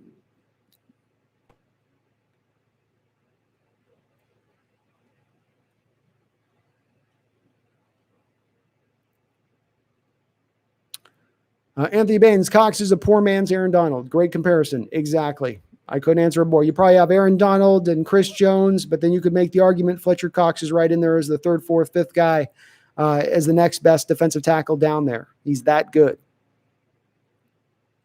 Brown Hammer 3214. Who you got in the finals? It looks like, unfortunately for me to say, it looks like the Lakers are going to win it. And it seems like because the rest of the NBA's talent just isn't as good as we've seen in recent years are playing as well. So kind of hope the Heat win it almost. I'm sort of rooting for them, but it looks like the Lakers are going to more LeBron. Emmett Brown, I've been ready for Pete to go for a couple years. Lincoln Riley 2021. So don't put that mask on, Pete. Oh my God, Emmett. That just got dark at the end. Unfortunately, it looks like he's about to sign a contract extension, Emmett. So a lot of us that were maybe hoping that it was about time to kind of make a transition here. Looks like we're going to get it anytime soon. I think that guy's going to be on a hospice bed, coaching on a sideline. Cameron Hughes says Eric Bieniemy 2022. He would be an option. He'd be an option. Iron Tiger, you have a blessed day as well. Iridescence, I really hope Alton Robinson steps up this year. Then next year, Darrell Taylor might start to break out and finally have some nice pass rush. We need these guys. I've said it for a while. You keep drafting these defensive linemen and pass rushers. Somebody's got to pop at some point. It's a numbers game. Even a broken clock's right twice a day, right? Anthony Bain, David Moore for John Unch. They just drafted him, Anthony. They're not going to trade a guy they just drafted in the first round this year. The guy who has been banged up and injured, just missed his game due to injury. Enrique Mendez is, I believe, we're keeping Carson. I hope they don't. It would be a mistake to sign him to a contract extension. So I hope they don't. Do you have some insider knowledge on that? Anthony Bain, Patrick Queen has been killing it in Baltimore, ironically, so far. Oh, it's awesome. I haven't watched a lot of Baltimore tape, Anthony, so I want to check a little bit of him out and see how he's going. But man, they're strong. I mean, if you're doing a power ranking teams of the teams right now, I think I've got the Ravens at the top. They're humming, and that's after losing Earl. Michael Simon, do you think Schneider will end his career in Seattle? Yeah, I could see it happening because I think he's going to have control over the next coach. I think he's going to really have an opportunity to be a little bit unleashed once Carroll moves on, Michael, because he's not going to be, Carroll runs the show. He hired Schneider. Schneider didn't hire Carroll. So when he gets to hire the next guy, he gets to truly stand and really kind of make those personnel decisions as he sees fit. I would really love to be a fly on the wall in understanding how the drafts would have gone differently over the last few years if it was a different coach than Carroll with his input with Schneider. It'd be an interesting little thing to know. Cameron Hughes says, I forgot to do the special teams. No worries. There wasn't as many great choices, Cameron. Honestly, special teams history hasn't been as rich as maybe some other teams with the Seahawks. Anthony Bain, I kind of want us to lose just to hear Michael Irvin. Michael, I kind of want to hear us lose just to hear Michael Irvin victory sermon. His Atlanta victory speech was gold. Yeah, Michael. I mean, it seems like he does 2 lines and then he gets on tape. Every time I watch him, he's sweating and I know he's bombastic anyway, but man, he loves himself some Cowboys. He is all in. Cameron Hughes, sorry, they know about what they're doing. Aiden Plysmith, how you doing, Aiden? Luke Scarlett, where do you think Brooks is going to play? Luke, he's going to play the Sam linebacker role, put him right up off the ball. It's what he did play in 2018 with Texas Tech. So he's got some comfortable familiarity with that kind of role. We'll see how it plays out. Pull the shooter. What's up? Pull the shooter. What do you think about our O-line? I'm happy with our O-line so far. They played really, really well. They're not giving up a high amount of pressure rates, which is allowing Russell at times to be able to throw. Now he's taken a couple whacks. Brandon Shell's been a little bit of a carnival ride at times. And certainly Damian Lewis and Posick have given up their share, pressures. But you're run blocking well. You are opening holes in the running game. That's gone well. Brown and Iopati are working well together. They're giving you solid play over there. Brown's giving you his typical really good play. So I like the state of the offensive line. It's got some upside to it. I still think we got some pretty good depth maybe that's come along. Jamarco Jones acquitted himself really well in that game in the few snaps he came in for Dwayne Brown. So like what I'm seeing on the O-line. Like what I see a lot. Cameron Hughes says, I've been in every single one of these streams and we haven't had a problem. No, we haven't. I like to watch NFL. Do you think if the Cowboys sign Earl Thomas today, he will play Sunday? Nope, can't do it that way. I like to watch NFL. There's a COVID protocol that you have to go through where you have to be a couple days away from the team, segmented away, et cetera, et cetera. So you'd have to, and us in addition to this, you have to sign him at the beginning of the week, or I think it's by Wednesday. Iridescence, a lot of people getting their messages deleted. Iridescence, it's a single troll we have in here named Dustin, who sometimes likes to go in through a couple of different accounts and start some stuff, and it gets a little bit hot in here. So Dustin, let's just keep it cool from this moving forward. We got you back in. Just let's chill. Let's breathe. Let's be nice to each other and love each other. Peace on earth. Kumbaya. Dustin Elrod, are you disliking this with your alts?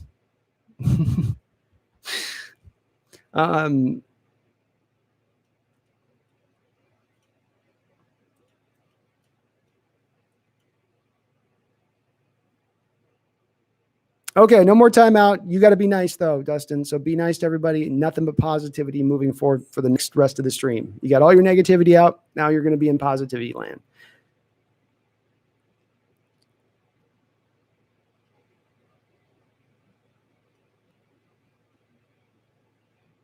Pull the Shooter says Philip Dorsett's going to be good. I hope so. I'm a little worried about his foot, Pull the Shooter. So I think it's one of two things going on. He's either got plantar fasciitis, or he's got the dreaded Lisfranc foot injury. And both of those two things can tend to linger and don't heal up. I really think he's probably more than likely, they're just in a wait and see to see if it gets better, but he's probably going to get put on the shelf. And I would expect him to probably eventually get IR'd. And this is going to open the door to not only Josh Gordon, but potentially Antonio Brown to come over onto the team.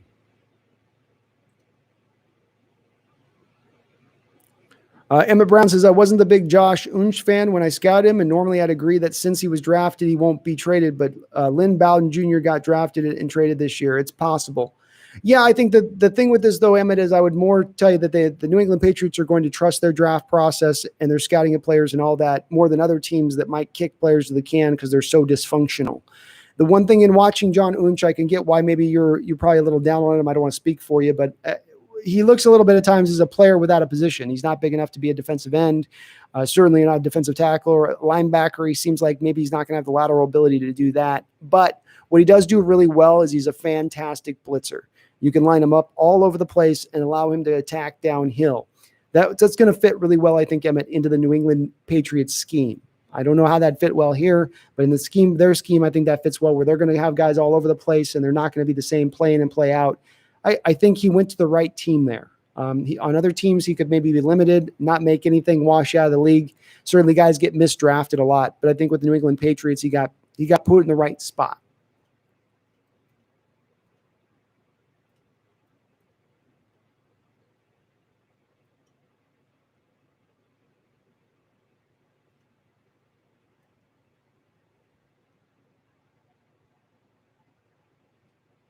Crazy Loner says, I would see Alton get some serious snaps in this game. You got to give him something crazy. You had him inactive last week. You need pass rushing help.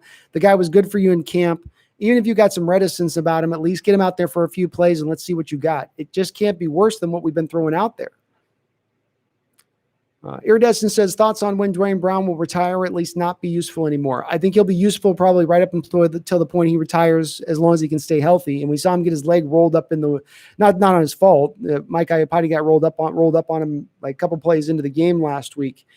I think this is his last go around, Iridescence. This is going to be it for him, I think.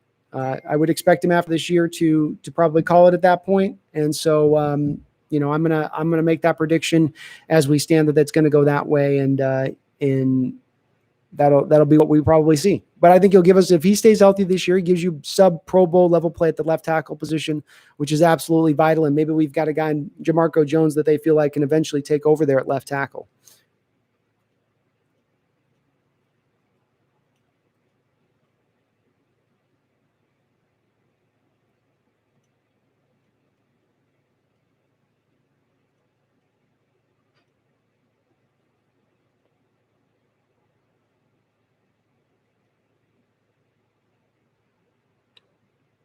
It's finally caught up to the chat. Yep. And we're not going to go super, super late today because I am going to be doing the post game tomorrow. I want to save my voice a little bit for that. And I know you guys will have a lot more to talk about tomorrow on the post game on that.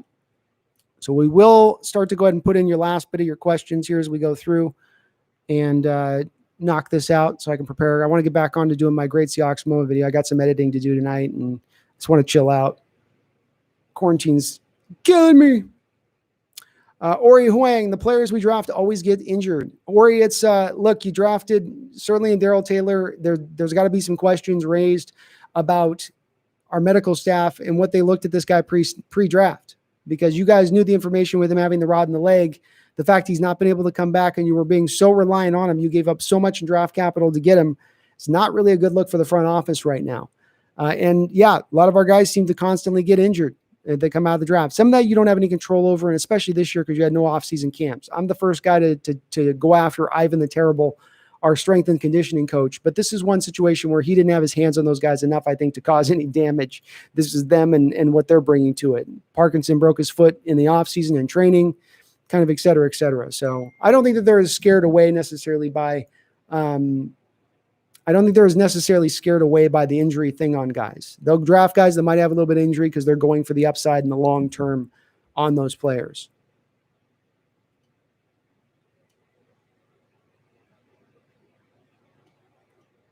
Crazy Lawrence says, I think the Dallas D-line will give us trouble this game. They're just due for a breakout game. The rookie Lewis on the D-line will get a good test this week.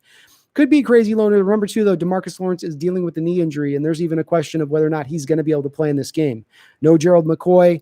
They lost Robert Quinn this offseason. Alden Smith's still very good. He still looks like he's come back, and he looks like a fine player, but they don't have as much ammunition in that gun as they may have at the start of the season. So we'll see how that plays out. If DeMarcus Lawrence was healthier in this game, especially if they matched him up against Brandon Shell a lot, I'd be probably a lot more worried.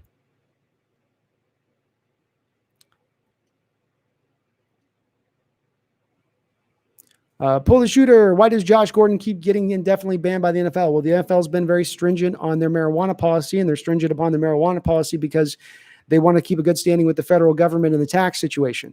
So once the federal government relinquishes that on that, you'll see the other probably, it's starting to ease off in the new CBA, thankfully. But I don't know why that it's continuing to remain and sitting out there. Michael says, since Washington State is going down on COVID, do you think fans will be allowed in?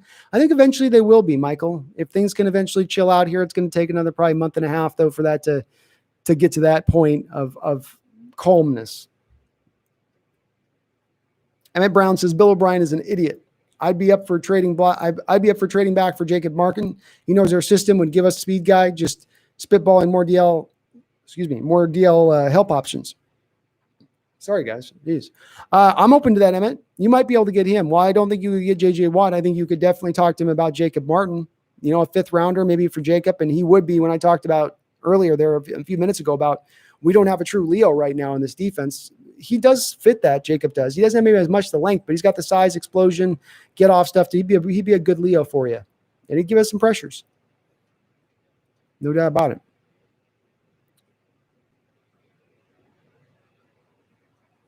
Iridescence, you think the O-line will draft heavy? Do you think we will go O-line draft heavy in 2021?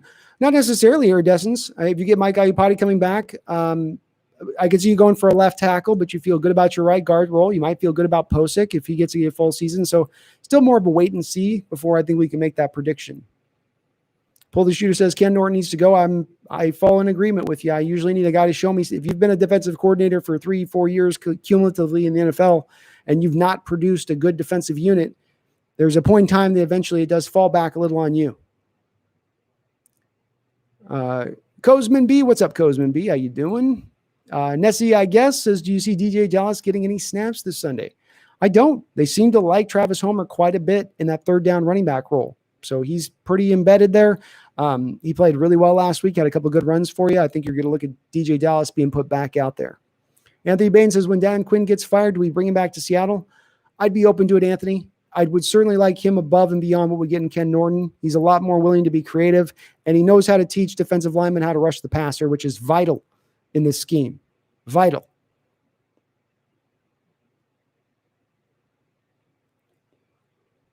Pull the Shooter says, Will Disley is so good if healthy. And that's the big key here, Pull the Shooter. I wouldn't be surprised if he's still kind of coming back to full gear.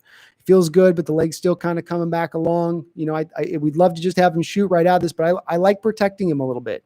I want him for stretch run playoffs. I want Disley in our starting tight end position, or at least getting a lot of snaps at that point. So I'm okay with still being a little bit patient here with Olsen in his start. He has played bad. Olsen was our worst rated defender by Pro Football Focus in this last, or offensive player by Pro Football Focus in this last game. It wasn't just that interception. He's not good in the run blocking game. He's right along with Jacob Hollister and kind of that area of things, which is not good. And that's the part where I thought he would still be pretty decent on. So he's got to turn it around, but he's still got time. Historically, he's been a pretty good player. Emma Brown says, if we want a deal for a decent option on defensive line help, I see Griffin, 26 penny, and our second round pick is our only bargaining chips. Is it missing any ammo we might have? No, and I think that would be an outside the box trade, Emmett, that I could potentially get around and get behind, especially if the Seahawks front office has determined they're not going to re-sign Griffin. Now you're getting value back for a player that you're going to let walk in free agency anyway. Now, he would be a first wave free agent guy, so you would get back draft compensation if he was signed, and he's going to probably be signed by somebody to a decent deal. But at the end of the day, I'll take it in the hand rather than the future. And if it's going to get you a player like a Fletcher Cox, for instance, you can flip him to the Eagles and say, here, we get you a running back, a thing, and we'll give you a second round pick. Fletcher is more important right at this point to be in this defense than what Griffin is giving. So it wouldn't be a deal breaker for me. Enrique Mendez says, I feel bad for McDougal. The Jets really suck. Yeah, it sucks for him. Who knows? Maybe they'll end up flipping him to another team who needs safety help, though. Pull the Shooter says we need cornerbacks right now. We need a slot cornerback. You could theoretically flip Dunbar over as a starting cornerback and then have Trey Flowers as your other starting cornerback at that point. Granted, you'd get lean. Granted, it would get light. But if it's to get a pass rusher in here, could work.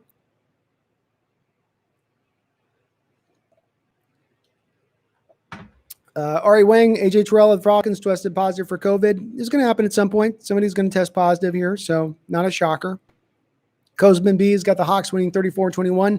I'm 48-31, Cosman, myself. I know that's a huge number to go for, but I think it's going to be I think it's going to be a shootout. Now, if it's rainy and wet, I'm going to adjust that down. If it's raining and swirling, then it's probably more of like a, 28-24 type game.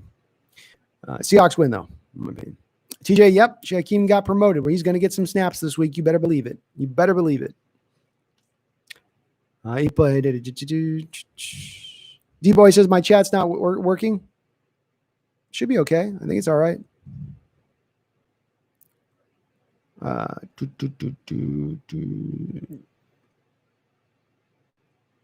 D-Boy says, are there any trades or pickups that 100% in the works right now? I'm not aware of anything that's 100% in the works right now, D-Boy. I'm not even heard any rumors. In fact, the front office has been startlingly quiet on this front. They got Snacks Harrison in to a visit, so that's at least a step in the right direction, but they do seem to be laying in wait for some reason. TJ, I hope he does want that. I hope he doesn't want this. Snacks Harrison thing makes too much sense on all fronts. We can pay him enough. He knows the guys on the team, or at least a guy on the team. He can come play for a winner. He'd fit for what we need. Just seems to make sense. Cameron says, why does everyone think we need cornerbacks? Yeah, I'm not a big believer we need cornerbacks. I think we could use a slot corner because I'm not as sold on Ugo, but It's not the biggest need on the team right now. D-Boy, do you see Luke Wilson getting any playing time anytime soon? If not, why did we still have him on the team? We've got him on the team mainly, D-Boy, because he costs really cheap. Remember, with the new CBA, the veterans are really kind of cheap. They don't cost as much, so you can have a veteran on when you couldn't before. You would have cut those guys. I think that we don't see him because I think that they're trying to feature Hollister as the third tight end to then eventually move him in a trade. I want to think that. How about that? So I think that's going to keep our man Luke back in the background, sitting in kind of as a backup. Emmett Brown, you talking about Quinn helping the DL man up got me thinking. Clint Hurt, our defensive line coach, doesn't get enough heat. Our defensive line has been pretty porous since he's been the guy. Yeah, it's a valid point. It'd be part of why I would bring Quinn in. I'm sure Clint would probably look at somebody else's defensive line coach as well at that point. Maybe. I think Carroll's got the overview on that, but. I've not seen development of any of our young pass rushers. LJ Collier is not any better in my eyes as a pass rusher this year than last year. And this is a very key guy because it's a guy who didn't use his hands very well in college. So you'd like to see some hand development through his first 2 years, which I'm not yet seeing. He's got to show us something, but yeah, he hasn't shown us a lot. Cameron Hughes says Luke Wilson's wasting a wasting a roster spot at this point. I say we cut him, promote Sullivan, and when Colby's healthy, we put Sullivan on the practice squad and promote Colby. I don't know if those guys give you the same kind of play of what you get out of Luke Wilson, who knows the offense, knows his role, knows what he's supposed to do if he has to come in and play. I like having Luke in the background.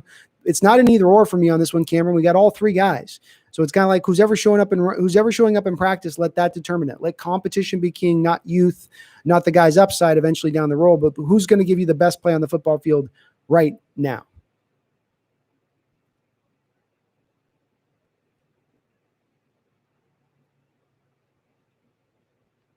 Anthony Bain says, I really wanted to see Tua versus Russ next week. I would have liked to have seen Tua too, man. I would have loved to have seen Tua next week.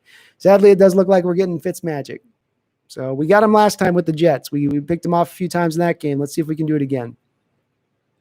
Emmett Brown says, I'd love to see Griffin 49 coming off the wide 9 on one side, then Adams coming off the other. That'd be tough for them to deal with. That would really, really test the edges of a blocking scheme. That's for sure, Emmett. And I would too. I'd love to see it. Get him the 15 to 20 snaps in this game. Find a way. He was so good in that role last year. So good in that role. TJ Wilborn says, Cowboys' fourth string quarterbacks are playing, laughing out loud if we don't put up 38 plus. It's sad. We should, man. You should be just going to town on them today. And that's why I expect a shootout. Ori Huang says, Hurt coach the 2018 defensive line. Yeah, somebody could maybe say, Ori, that you could credit some of Jaron Reed's development with him. But that seems like kind of the only thing you can really point to, in my opinion. Emmett Brown, thanks for the Hawk talk today, Hawks Nest. I needed a chat break for a while, but I was a Jones in today. I understand, Emmett. I know how it goes, man. Thank you. Appreciate it. You stay safe as well. And I will go ahead on that note and wrap it up here with you folks. We will be back on tomorrow as the game winds down. I'll jump back on and we can talk some more about hopefully a Seahawks 3-0 win. It's going to be a crazy victory here. I said victory. And it's a Freudian slip maybe. But it should be a crazy game back and forth. Let's have faith in this team. Again, we got to watch a little bit more before any of us can come with finite conclusions about what's going to happen this year. But another win, you go 3-0, you maybe get snacks in, you maybe start getting some more pass rushers in. Again, we can start to feel better and better and better about this season. I think we got through all the questions here. It looks like we are good. Debo, what game do you see us getting the first list of the year because it's not tomorrow? What game do you see us getting the first list of the year because it's not tomorrow? Oh, first loss of the year. I'm going to go with the Buffalo game, D-Boy. How about that?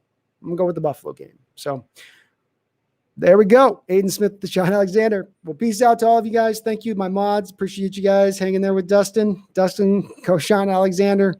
I appreciate all of you guys for watching and tuning in on our Saturday. You guys could be out doing something else, but you're tuning in with me. Please do, if you are listening or watching in on this and recording, smash that like button and the subscribe. It helps this channel. We're on the road to 5,000 subscriptions. Let's see if we can get there before the end of the season. Love you guys. Appreciate you guys. Don't you ever forget. Go Hawks.